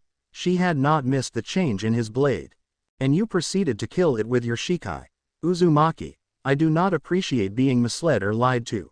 You were asked a direct question in regards to your Zanpakuto in my presence yesterday. You led me to believe that you had never tried to contact the spirit of your blade. But according to Katetsu-san's report, you unlocked your Shikai, which not only was able to kill a high B-class hollow, but also demonstrated remarkable abilities to heal Soichiro Junko's injuries. Now, I want some answers and I am going to get some answers. You will not get away with any cryptic statements this time. Katetsu Izan, the 4th Division lieutenant, had for the most part remained silent for the entire meeting, almost feeling as if she was an outsider. But now she drew up her courage as she interrupted before the blonde could answer, asking a question that had been on her mind since arriving on the scene of Junko's injury. So that healing technique you used on Junko, that was your sword. I've never seen an injury that serious healed that quickly or completely. I don't think she'll even have a scar. Naruto released the hilt of his blade, leaving crimson streaks where his fingers had been. He glanced down at it for a moment. As for my earlier words regarding my sword, I spoke only the truth, Soifin. But there was only ever one blade that would serve me, in life or death. This answer provoked a stunned silence from the room. Naruto then turned to face Izane, and as for that technique, I learned it while I was alive. The reason it heals so completely is because instead of accelerating growth, it reverses the damage, making it as if the injury never happened. This explanation left her incredulous. She could easily see the effectiveness of such a technique. Excited, she was about to ask further questions when the blonde's next statement silenced her. I am not able to teach this as it seems to be partially tied to my sword. It seems to have undergone some changes in its powers since arriving here. Furthermore, though it is easily the most effective healing technique I know, its cost is great. She was slightly disappointed at this but hardly even thought about it as she realized the true meaning of his words. I mean you can remember your life? And that sword that I saw, you used it when you were alive? Her voice was quiet, almost reverent. It was a truly rare event for a shinigami to recall anything about their previous life. Soifin, may I ask as to whether you have researched the word, Jinchuriki? This question puzzled the two lieutenants, but Soifin understood, though the information she had gathered was sparse at best. Uzumaki, whatever you may have done today, I am still a captain and as such I expect to be addressed as Soifin Taiko, am I clear? She glared at the blonde, but he remained silent, almost uncaring of her reprimand. Soifin's voice took a hard edge, warning clear in its tones, am I clear? His words were said in his usual cold manner, but there was a definite edge to them, matching Soifin's tones. Until you can give me a reasonable explanation for abandoning your post, an act that I regard as borderline treason, you will not receive any of the respect that you believe you deserve, Soifin. Spiritual pressure crashed down on the room as Soifin's anger became palpable. There was a flash and a ring of metal as she appeared directly in front of the disrespectful blonde, her blade unsheathed and across his throat. Naruto had frozen, his own blade half drawn as Soifin stared into his eyes. The anger was clear on Soifin's face, but Naruto's was oddly serene, uncaring of the blade against his throat. His freezing eyes stared back into Soifin's, a challenge hidden in their depths, and an unreadable emotion showing within them. They remained like that for a moment, simply staring into each other's eyes. Uzumaki, as a captain I have to make decisions each and every day that may get people killed. I have to live every day with the weight of each death that comes about from them. Now, you don't have to like me, but you damn well better respect me and the responsibility I hold. I made what I believed to be the right choice. It may not have been, but that doesn't really matter now. Fortunately, no one died today, so all in all, I'd call it a win. With that she sheathed her weapon and returned to her seat. Look at my blade. Naruto's cold voice broke the silence unexpectedly. He had removed it completely from its sheath and held it flat, edged towards himself, both hands underneath the blade. The metal of the blade was the simple slate gray of steel, unadorned in any fashion. The only abnormality of the blade was near the hilt, where a section, no more than 4 or 5 inches, was a pure sky blue. This colored section of the blade seemed to fade into the normal blade as it went away from the hilt, with nothing to indicate there was a difference in the metals. The hilt was white, though crimson streaks now adorned it where Naruto had grasped it. Naruto spoke, his tones were distant, almost as though he were trying to separate himself from the words he was speaking. Anakin, one of the Togaretogir Yeba, the broken blades. Swords of legend from my land. I do not understand how I came here, but the land where I lived was a different land than the human world. In my world, the feats of shinigami would have seemed almost ordinary, people with great physical and spiritual power were both commonplace. As was War, his eyes took a distant look to them, almost unaware of those with him in the room. Though their faces had taken incredulous expressions, his three listeners remained silent, afraid to interrupt, unwilling to intrude on sacred ground. Anakin and its brother were said to only surface in times of great strife and will almost inevitably oppose one another. Each of them had been broken and then reforged with the piece from the opposite blade, earning their names. It was said that if they were ever united again, as they once were, their power would become unmatched. Naruto slowly resheathed his blade, not even looking at it. I come from a land of destruction, of death, of war. A land destroyed by arrogance, betrayal, and revenge. At this last word he met Soifan's eyes. She flinched as she met his gaze, his cerulean eyes colder than she could recall.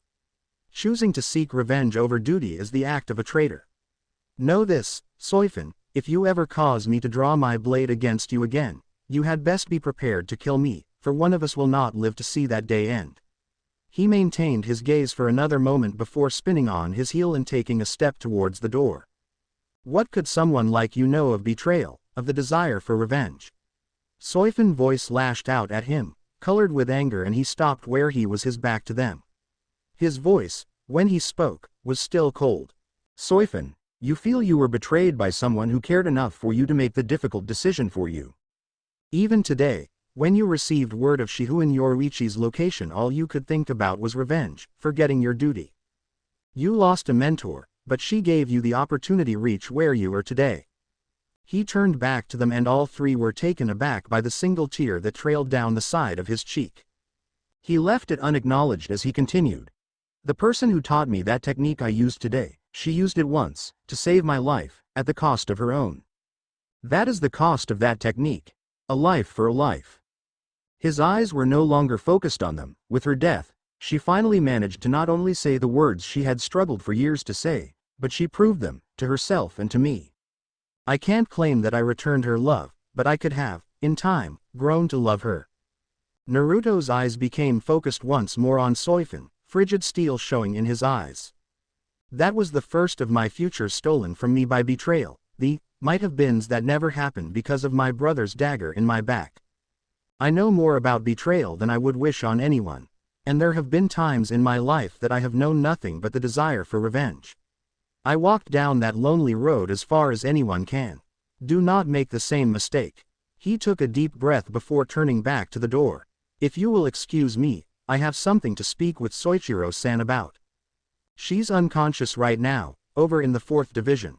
Azane managed to speak up before he was completely out the door. She only seems to be suffering from severe exhaustion, but that will keep her out for a few days.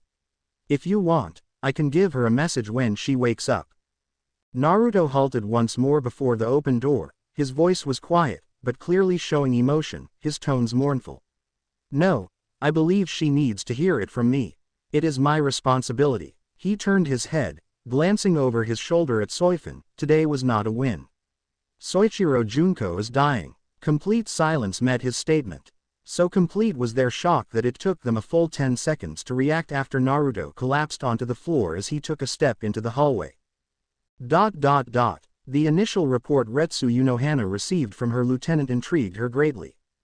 Even from the brief words she could see how much this Uzumaki Naruto's Zanpakuto had impressed her second in command. Hours later she was able to personally debrief Kotetsu Azane and found herself to be not only impressed, but also puzzled by the enigma. His description of the healing ability of his blade was most fascinating, though the cost of it left her hesitant. Still, he had failed to explain how he could use a technique he claimed cost the user his life. When she had discovered that he had collapsed with a serious chest injury that had gone unnoticed and untreated by the medics, since he did nothing to draw attention to it, she determined that he warranted a personal examination. So here she was, walking to the blonde's room in her squad's medical facilities, intending to examine his injuries for herself. She held her own blade in her hand as she walked, her pace unhurried. Her face held the peace and gentleness of one who had devoted decades to the healing arts. She was perhaps the main reason why the fourth squad had never been permanently disbanded.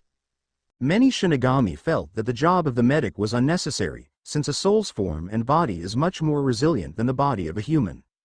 Shinigami had such high spiritual presence that they could recover from all but the most serious of wounds, and the wounds that they could not recover from would almost always claim the life of a shinigami before a medic could arrive on the scene. It was for this reason that many squads felt that the fourth squad was only good for menial labor, as most of them were not nearly as skilled when it came to the combat aspects of the shinigami. But Retsu Unohana had practically created a new art, the techniques of soul healing. Grievous wounds could be healed by a skilled medic where before there had been no hope. They actually had to redefine the definition of shinigami death, as the technique was so effective that shinigami who would have previously been already pronounced deceased were able to be healed. Retsu Unohana had given the 4th Division back their pride, and for that, every member was fiercely loyal to her. But as a medic, she was always curious to study a different method of healing. The door was closed to Uzumaki Naruto's room, and she opened it slowly, quietly, though she could have probably slammed it open and it would have been unable to disturb the comatose patient. But her silence let her observe the room without being discovered, and what she saw surprised her. At the foot of the bed stood Soifun, the captain of the 2nd Division. Azane had mentioned that her and Uzumaki seemed to be at odds with each other, even going so far as to pull their blades on one another, so she was probably the last person she expected to come see him. She moved quietly into the room and stood next to her fellow captain, both of their gazes on the bedridden blonde. She had to admit that his features were striking. His facial structure was hard and angled in the manner of some nobility, but his whisker marks and the wild blonde hair gave his features an almost feral quality. "I must say, after talking to Azane, I am surprised to find you here, Soifun-san." Her voice was the respectful tone of speaking to someone who was not close to you but still regarded as an equal. Her words were greeted only by silence and the sound of Naruto's light breathing. Figuring she was going to receive no response from her fellow captain, she moved to the side of the bed, hands already glowing with spiritual energy as she examined his wounds. Her probe reached the blonde and she suddenly was overcome with nausea. Perhaps one of Unohana's greatest talents was her sensitivity to soul energy. Over the years she had honed it so she could examine a patient simply by examining the state of their soul. The downside of it was that she became sensitive to many more things about a patient, things that she didn't need or want to know. There had only been a few times that it had ever presented any particular difficulties, so she still used it, as the benefits far outweighed the costs. But upon reaching out to examine Uzumaki Naruto's soul, she found herself choking back her own bile. What's wrong? She found herself being supported by Soifun as she struggled to stand. Her face was pale and her hands shook. "I don't know. I've never felt anything like this." She took a moment to steady herself, shrugging off Soifun's hand. "It's as if his entire being is scarred and twisted, bent out of shape by great forces, cracking and buckling under external pressure. I cannot imagine what someone would have to go through for their soul to be in that state." She regained her strength and once more reached out her senses towards the blonde, though this time more tentatively. She spoke even as she continued to examine him. "But there's something else. A soul this damaged should be, quite literally, shattered, but it's almost as if there is something holding it together, mending cracks and lending strength. Actually, I have no idea what it could be." She finished her examination with a sigh. "He truly is an enigma. Perhaps he will have some answers when he wakes up. I wouldn't count on it. The only thing he seems to ever do is create more questions." Soifun's voice was strained, trying to make light of the situation, even as she had something on her mind. "Is something wrong? You seem distracted." Soifun silently cursed medics and their uncanny abilities of perception. Still, she should probably tell her of it, if she was going to be providing care for the blonde. Her voice, after a moment's pause, was quiet and reflective. "I held my blade across his throat." She resumed her study of the Naruto's face. "I held my blade across his throat and looked into his eyes. I don't know what I thought I would see. Fear, anger maybe, hate. It's been bothering me ever since then, but I think I finally realize what it was." She trailed off and just stood there for a moment. Slowly she turned to the door and left, but she turned as she walked through the doorway, getting one last glance of the unconscious Uzumaki Naruto. It was hope. Hope that the end was finally here. Hope for nothing more than death. Retsu Unohana pondered Soifan's words as she too left the room. She closed the door behind her, unseeing of the single tear that trickled down the cheek of Uzumaki Naruto. ... A whisper shattered the darkness. Why do you fight? The question echoed, mocking him. A demon quietly speaking in his ear. It's all I know how to do. The whisper answered itself, even as it rebelled against its response. What gives you strength? Another question, echoing with the first. My trials, my adversity. Always the same voice, asking and answering, back and forth, chasing itself in the never-ending circle, whispers in the dark. The same voice, echoed 100 times, asking the same two questions, even as it answered back. When silence came, it came as the whisper had, as an intruder in the night. A new voice entered the midnight realm, a voice of kindness and love. An angel reaching out to a shattered demon. You remembered your promise. The statement rang in the night, stronger than the hundreds of whispers. That is my Nindo. The whisper of demon was stronger than before, stretching out for the touch, the blessing of an angel, that it may suffer in its hell with contentment, knowing that it had for a single instant known beauty and love. Do you know my name? And the demon wept, for it was ashamed that it had no name worthy to grace such a thing of beauty. Do you remember me? The demon remembered, and wept all the more for it. I do, Hanata-chan. ... Sorry, Sakura-chan, I couldn't keep my promise. Naruto lay on his back, a scarlet stain already spreading on the ground beneath him. He coughed weakly, crimson spattering lightly against Sakura's fair skin as she bent over him, her hands glowing green with the healing energy that was hopelessly seeking to repair the gaping wound in his chest. He saw her trying to blink back the tears that threatened to fall. He found his own eyes watering slightly, but that was just because of the stench of burned flesh and ozone. Damn it, you baka, why did you hesitate? I saw it, you held back and let him do this. Why couldn't you forget that stupid promise? She couldn't bring herself to meet his gaze, so she bent further over his wound, trying to force the healing chakra to repair the irreparable. As she stared down at her hands, another one laid itself on top of hers. There was a tiny snap of chakra and Sakura felt her connection with the healing chakra cut off. She fumbled for it, but it was gone. The hand then lifted her chin up, bringing her emerald green eyes into contact with the cerulean orbs of Naruto. It's my Nindo, Sakura. It's who I am. If I can die with that intact, I can accept my death. A cry interrupted their gaze, a shriek of pain and mourning.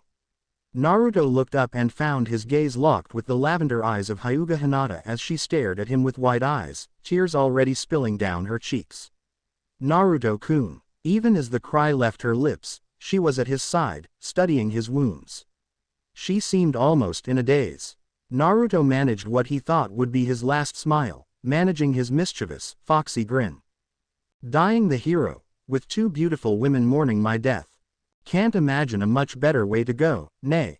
His chuckle turned into a hacking cough, sending a single crimson drop to mix with the tears upon Hinata's face. This seemed to wake her from her daze. Her hands flashed through hand seals with the uncanny speed and the chakra build-up was almost tangible. Hanata, don't. There's nothing you can do. If anything, her gaze became even more determined. Naruto was caught off guard as she grabbed his hand. He felt the cold steel of a kunai between their hands but didn't have the strength to pull away. With a swift pull, Hanata cut both of their hands and grasped the cuts together, allowing their blood to intermingle. Her voice was fierce, a tone that Naruto couldn't say he had ever heard from her before, and for some reason he felt hopeful, as if her courage could stave off death itself. Jinchuriki no Shukume. Fate of the Jinchuriki. Naruto could feel it as life was breathed back into his body. His senses came back from their dulled state, reawakening the pain of his wounds. But then those pains began to fade as well. He could literally feel his flesh knitting itself back together. He closed his eyes, reveling in the sensation. To be at the precipice of death and be pulled back was intoxicating. The mending slowed and finally stopped, and suddenly a weight fell on his chest. He opened his eyes to find that Hanata had collapsed upon his chest. Her lavender eyes stared up at him, filled with peace. Blood dripped from her mouth and he could see wounds all over her body, including a massive wound on her chest. A wound that moments ago had been on his own. Her voice, no longer strong and fierce, was serene. I'm glad I was finally able to show my love for you, Naruto-kun. I truly cannot think of a better way to die. And with those words the light faded from her eyes. Only yesterday Uzumaki Naruto had been bedridden and completely unconscious, a massive chest wound and severe exhaustion being the stated when Katetsu Azane entered his room and found him not only awake but standing. She could not keep the shocked expression from her face.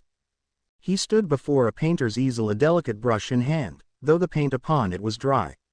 He didn't acknowledge the newcomer to the room, but simply stood before the painting, studying it as if it would disappear. Azane moved to an angle where she could better see the painting, remaining quiet, unwilling to wake the blonde from his reverie. When she could finally see it clearly, she found herself as entranced as the painter seemed to be. Upon the canvas lay a beautiful woman. Her pale, pupil-less eyes, though unseeing, stared up at the observer. Though it was immediately apparent the woman was dead, Azane thought that she had never seen such a peaceful expression upon anyone. Blood pooled underneath the woman's chest and a slight trickle left her delicate lips as she lay on her stomach, and it was only upon observing this that Azane realized she was actually laying on the chest of another person. The painting was done from the viewpoint of this person looking down at the dead woman which rested on top of him. The entire painting had a noticeable crimson haze over it, as if everything had a slight coat of blood. She was the woman who loved you, who saved your life at the cost of her own. Her voice was quiet, reverent of the sacred scene before her. She was. He did not move from his position, maintaining his gaze on the painting. What was her name? This time silence greeted her question. She feared she may have intruded too far and was about to apologize when he spoke, reaching out as he did, to touch the cheek of the woman before him. Shugotenshi, Konoha's guardian angel, Hyuga Hanata. Silence once again descended upon the scene, and this time, Azane was unwilling to break it. Was there something you needed, Katetsu Fukuteku? It took her a moment to realize that he had spoken. Right. Well, I didn't think you'd be up, so I just came to check up on you, but since you are up, you know Hanata will want to speak with you. He turned his gaze on her and she was caught off guard by the emotions in his eyes. May I inquire what her interest in me is? A slightly mischievous smile broke over her face as she answered him. All I'm allowed to say is that she has some questions for you. Naruto nodded his head to her once, before turning back to the painting. After one last glance at the scene, he took it and slid it into a book that was lying on his bed. The book seemed to be a large folder specifically for the high-quality papers used by painters. With easy movements she would not have expected from someone who had been bedridden the day before, he placed both the book and the easel on top of a large unrolled scroll. His hands seemed to form a specific shape as he uttered a single word.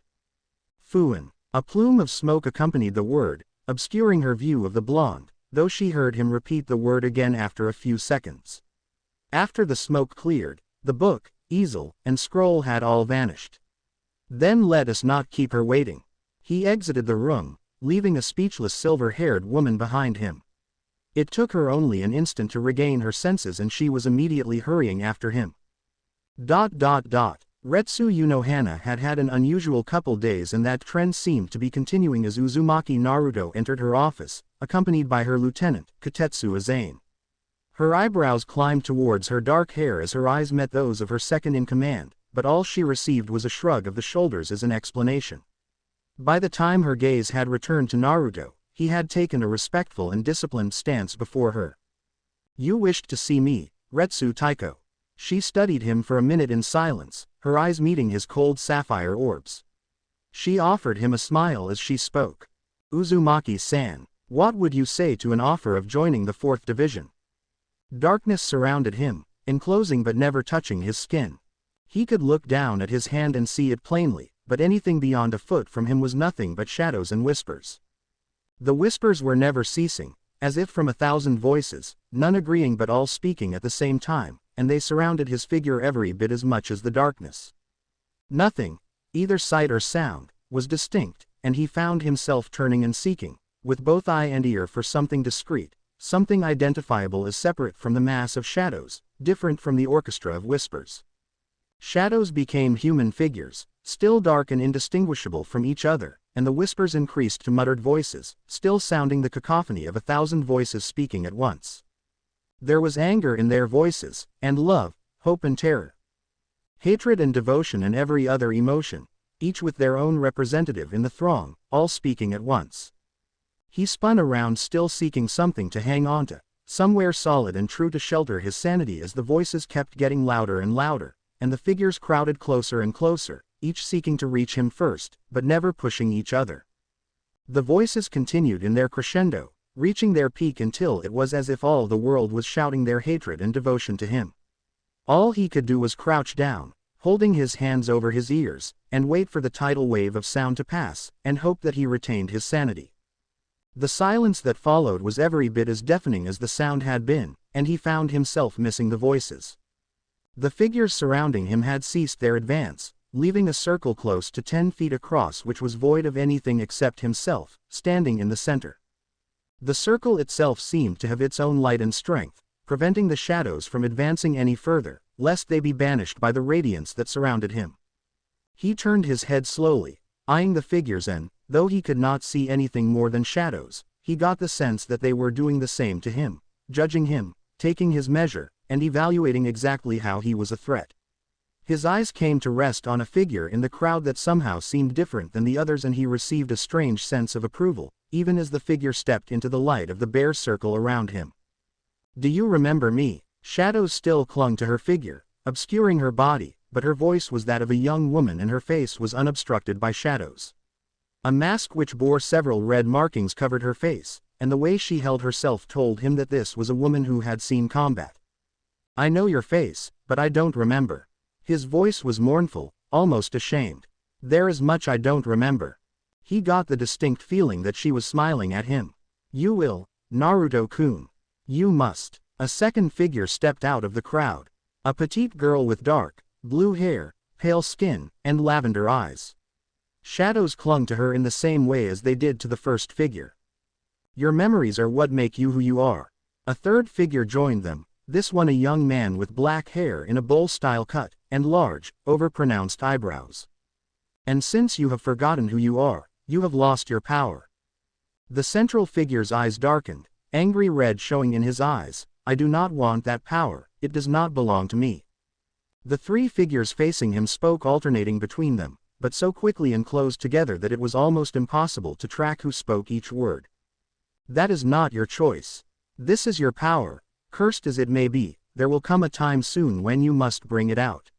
You may have forgotten who you are, Naruto-kun, but it is not in you to refuse to use the power you have to protect. That is who you are, that is what you must remember. Until you know the reason you fight, the only reason you ever had to fight, you will never remember your true strength. Until then, consider ours as on loan." They stepped back into the shadows, hiding their features again. And the shadows began to disperse, leaving him alone in the darkness once again. Junko knocked on the door, more than slightly hesitant. She had only recently been released from the intensive care of the 4th Division and had just returned to the academy when she had received the summons to one of the private training rooms. Her wound had been fully healed days ago, but she had been kept under extremely close scrutiny for the past few days, apparently because of the unusual method Uzumaki Naruto had used to heal her. She didn't really understand it, but apparently she had been fully healed even before she had been brought back to the 4th Division, only suffering from an extreme case of exhaustion, which, from what she heard, was more than could be said for her aforementioned rescuer. He hadn't shown any sign of it until hours after the fighting had stopped, but he had suffered from a serious wound to the chest. Azane, the Fukuteku of the 4th Squad, had talked to her for a short time when she first awoke and told her that she had no idea how he had been on his feet with that wound, and it was amazing that he had survived it, much less been able to show no sign of it for hours after receiving it. Even more incredible, the next day she said that the enigmatic blonde had just about fully recovered from his wound in the same amount of time that Junko had recovered from her exhaustion. Azane had also briefly told her of an encounter between him and Soifun Taiko that had just about come to blows, while also revealing several interesting details about the mysterious Uzumaki Naruto. She found herself puzzling over this mystery through the days that they kept her for observation, and now here she was. She wondered if she was going to get any answers. All these things she thought in the moments after she knocked, while waiting for an answer. When one was not forthcoming, she turned the doorknob and slowly opened the door. "Hello, anyone here?" Her voice almost echoed in the room, a testament more to its utter barrenness than its size. It was a simple training room, floor covered with mats that would ever so slightly lessen falls, preventing most broken bones but doing nothing for bruised skin or pride. It took her a moment to spy the figure sitting in the corner, legs crossed in a meditative position, blade lying, sheathed, across his knees. Uzumaki Naruto's eyes were closed and he breathed the slow, deep breaths of meditation. Even as Junko stepped into the room, his voice sounded, the emotionless tones she was used to carrying across the room. "You are familiar with the katas of the sword taught at the academy, correct?" As he spoke, his eyes remained closed. She nodded hesitantly, then realizing her mistake she opened her mouth to speak but was cut off. "Good, perform them now, at your best skill level." His voice was not asking, he simply expected her to obey him. This annoyed her more than a little, but kept her silence, seeing no harm in humoring him. She unsheathed her blade and took the first stance. Letting out her breath she began, losing herself in the dance. Junko was gifted at sword play. She knew because all of her professors told her so. Her body was graceful and flexible, she had a near-perfect sense of balance, and her hands held impressive speed for a beginner. She worked through the forms, moving around more as the difficulty and complexity of the forms increased. Her feet took her from one side of the training room to another, blade flashing through the air, never hesitating for more than an instant. Eventually her feet carried her next to the form of the meditating Naruto, and though she did not alter her feet to avoid his area, she did carefully keep track of where he was in order to avoid any accidents. She stepped as close to him as she dared, still performing the katas, even as she noticed that his eyes were still closed. Turning her attention back to her practice, she was caught off guard by a flash of movement and a sharp pain in her sword hand. It caused her to release the blade, and an instant later an impact to the back of her legs swept them out from under her. Her back impacted the ground hard, knocking the breath out of her, and she simply laid there for a moment, stunned. Recovering, she jumped to her feet, grabbing her sword as she did so, anger flashing in her eyes. She brought her guard up, turning to the person who had struck her, and stopped short, confused. Naruto still sat in the same position, eyes closed, holding no emotion on his face. What the hell just happened? Junko eyed him for another moment, wary of any attack, but still he sat there. Whatever, probably just another strange reflex. She walked back to the center of the room and restarted her katas from where she left off, though she pushed herself to increase the speed. Once again she ranged around the room, blade flashing, though this time, she made sure to stay further away from the other shinigami as she came to his part of the room. Not having to worry about him this time, she put all her concentration into pushing as much speed into the blade as she could. Since her concentration was so absorbed, she was once again caught off guard by the sting of the disarming strike to her hand, and her stomach clenched for a terrified instant as her feet were swept out from under her and she hung in the air. Once again she hit the ground hard, but this time she tried to get up almost immediately. God damn it, what the hell is your pro? She was both interrupted and prevented from rising by the sheathed sword's point held to her throat. You are now dead. His voice never changed emotion, and, as he stared down at Junko, she got the distinct feeling that she had failed some sort of test. He held his sword there for a moment before removing it. Junko decided she would just lie there for a moment. Tell me, why did you leave me be when I first struck you? Junko was more than a little confused at the strange actions of the blonde, but she sensed that her answer to his question could be important. I don't really know. I thought that maybe it was just another strange reflex, or something. Your blade was sheathed, so I knew you weren't trying to really hurt me. She got the feeling from his expression, what little of it there was, that there really wasn't a way to explain her inaction. Beside, you were just sitting there. She felt that her explanation was more than adequate. I see. And so, since I obviously meant no harm, you thought it was fine to not only let me be, but to leave yourself open to my attack again. He stared at her for a moment, his cold eyes pinning her to the floor. Consider this your first lesson. You are never guaranteed a second opportunity to strike, you are never even guaranteed a first. The instant you have it, if something has proved itself to be a threat, you do not simply let it be because it looks or acts harmless, you attack with your full power and hope that it's enough to do the job. If you feel something still has not proved itself to be a threat, you keep your guard up to it at all times. And if you determine it to be a threat, there is no holding back, no gauging its power, you go all out and kill it before it can pull out its aces. He stood there over her staring, blue eyes bearing down on her. Do you understand me? His voice, though at times had been slightly derisive, had returned to its normal emotionless tones. She sat there and thought about what he said for a moment. So you're saying that everything is either a threat or a potential threat.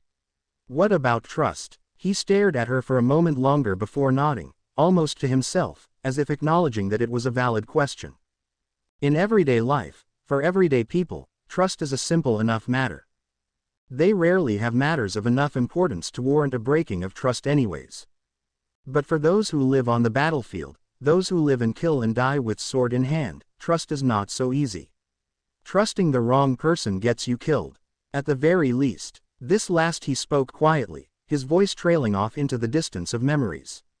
Silence filled the empty room for minutes before Junko got to her feet. She retrieved her sword and sheathed it. She was just trying to decide if she needed to say something else when his voice spoke again. I'm sorry. His voice was no different, but as she looked up and met his eyes, she could not help but see the sorrow there.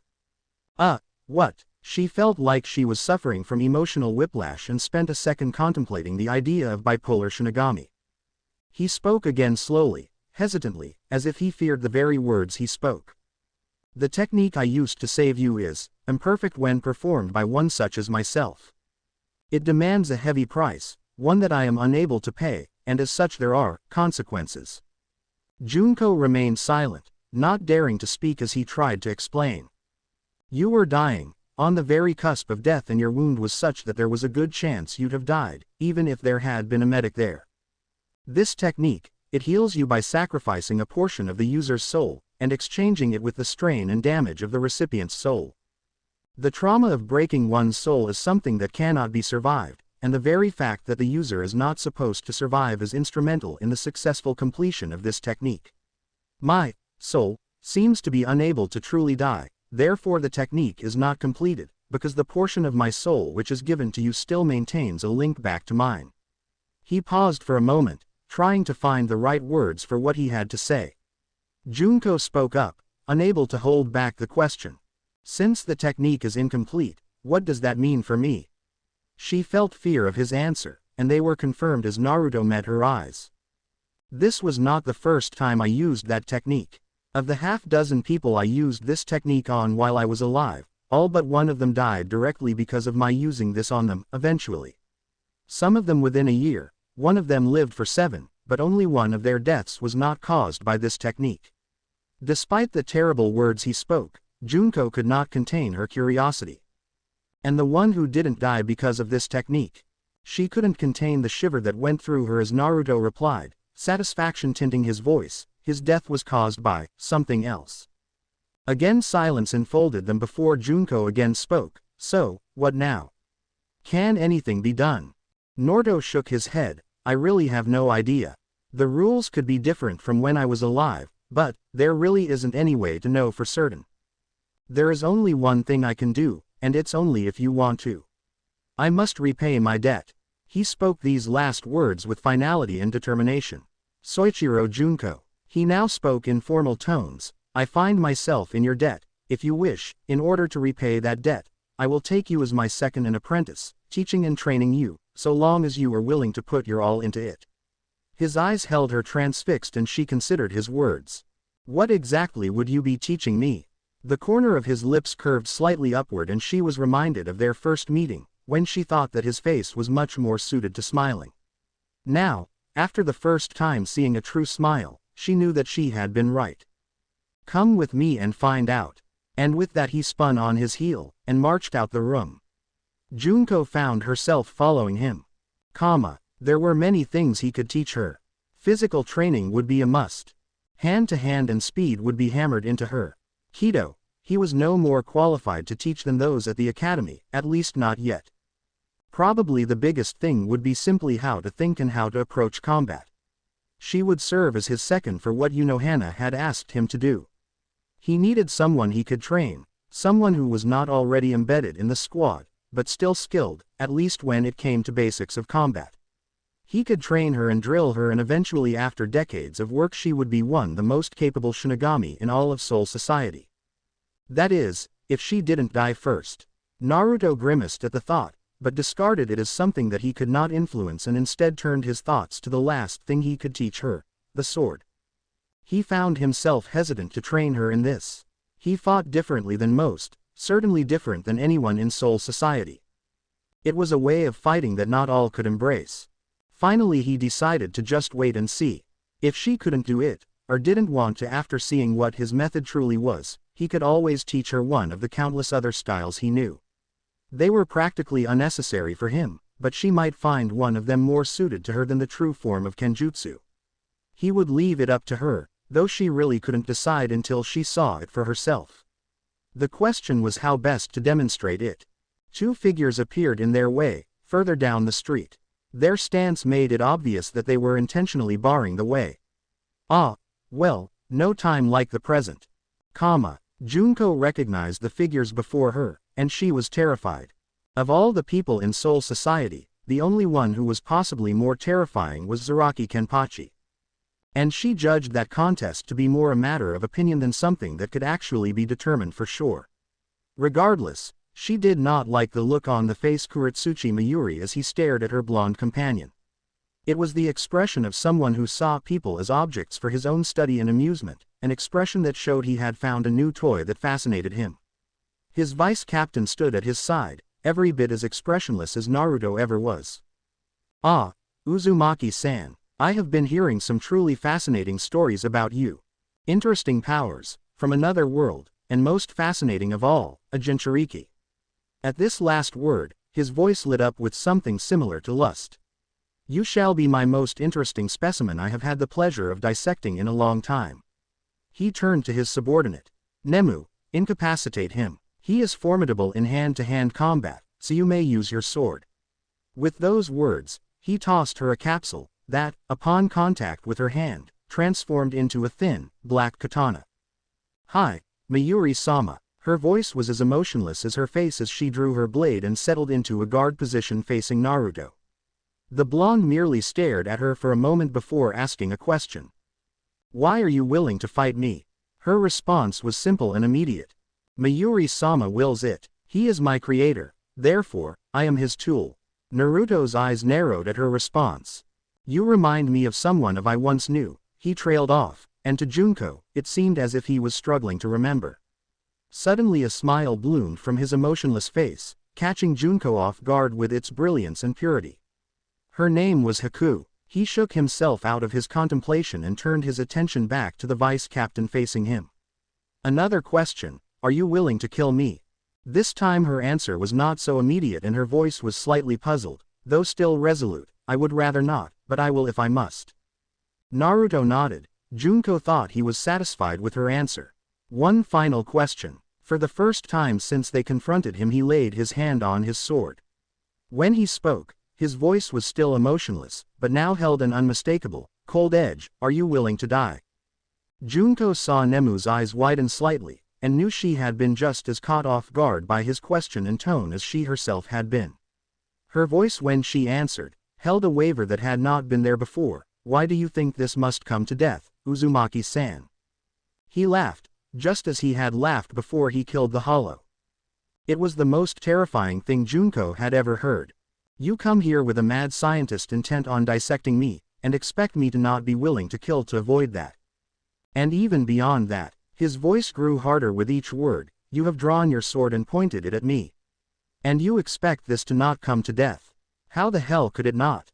His voice never rose, but Junko felt that it was the most intimidating thing she had ever heard.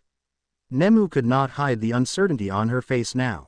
Junko felt like an intruder, but she spoke up before she could think about it. Why do you make a big deal out of her drawing her sword?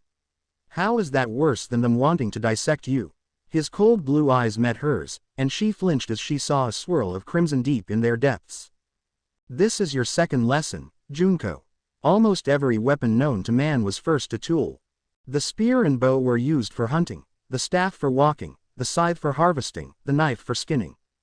Think of any weapon you can, and most of them were tools long before they were weapons. Except for the sword. The sword was created with only one purpose in mind. Naruto's eyes returned to Nemu, though his words seemed to still be meant for Junko. To kill. A swordsman who draws his weapon, at least one who truly understands the nature of the sword, is showing his will to kill and the dedication that is strong enough to make him willing to accept his death. That is the way of the sword. You must never draw your sword against something that you are not willing to kill, and never when you are fighting for something you are not willing to die for. A ringing sound accompanied his last words and his sword was in his hand. You have shown your dedication to your master, Nemu Fukuteku. But I wonder if you truly knew what you were dedicating yourself to. For the first time, Junko was able to see the appearance of his blade. It was in the form of a katana, though slightly longer than the standard length, measuring probably slightly more than 4 feet, if Junko judged it right. The first quarter of it was a pale blue, the color of the sky, which faded into the normal gray of the rest of its blade. They stood there for a moment before a slight chuckle was heard.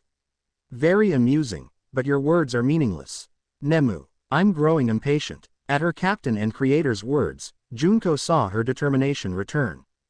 Hi, Mayuri-sama. She gripped her hilt hard and prepared to attack.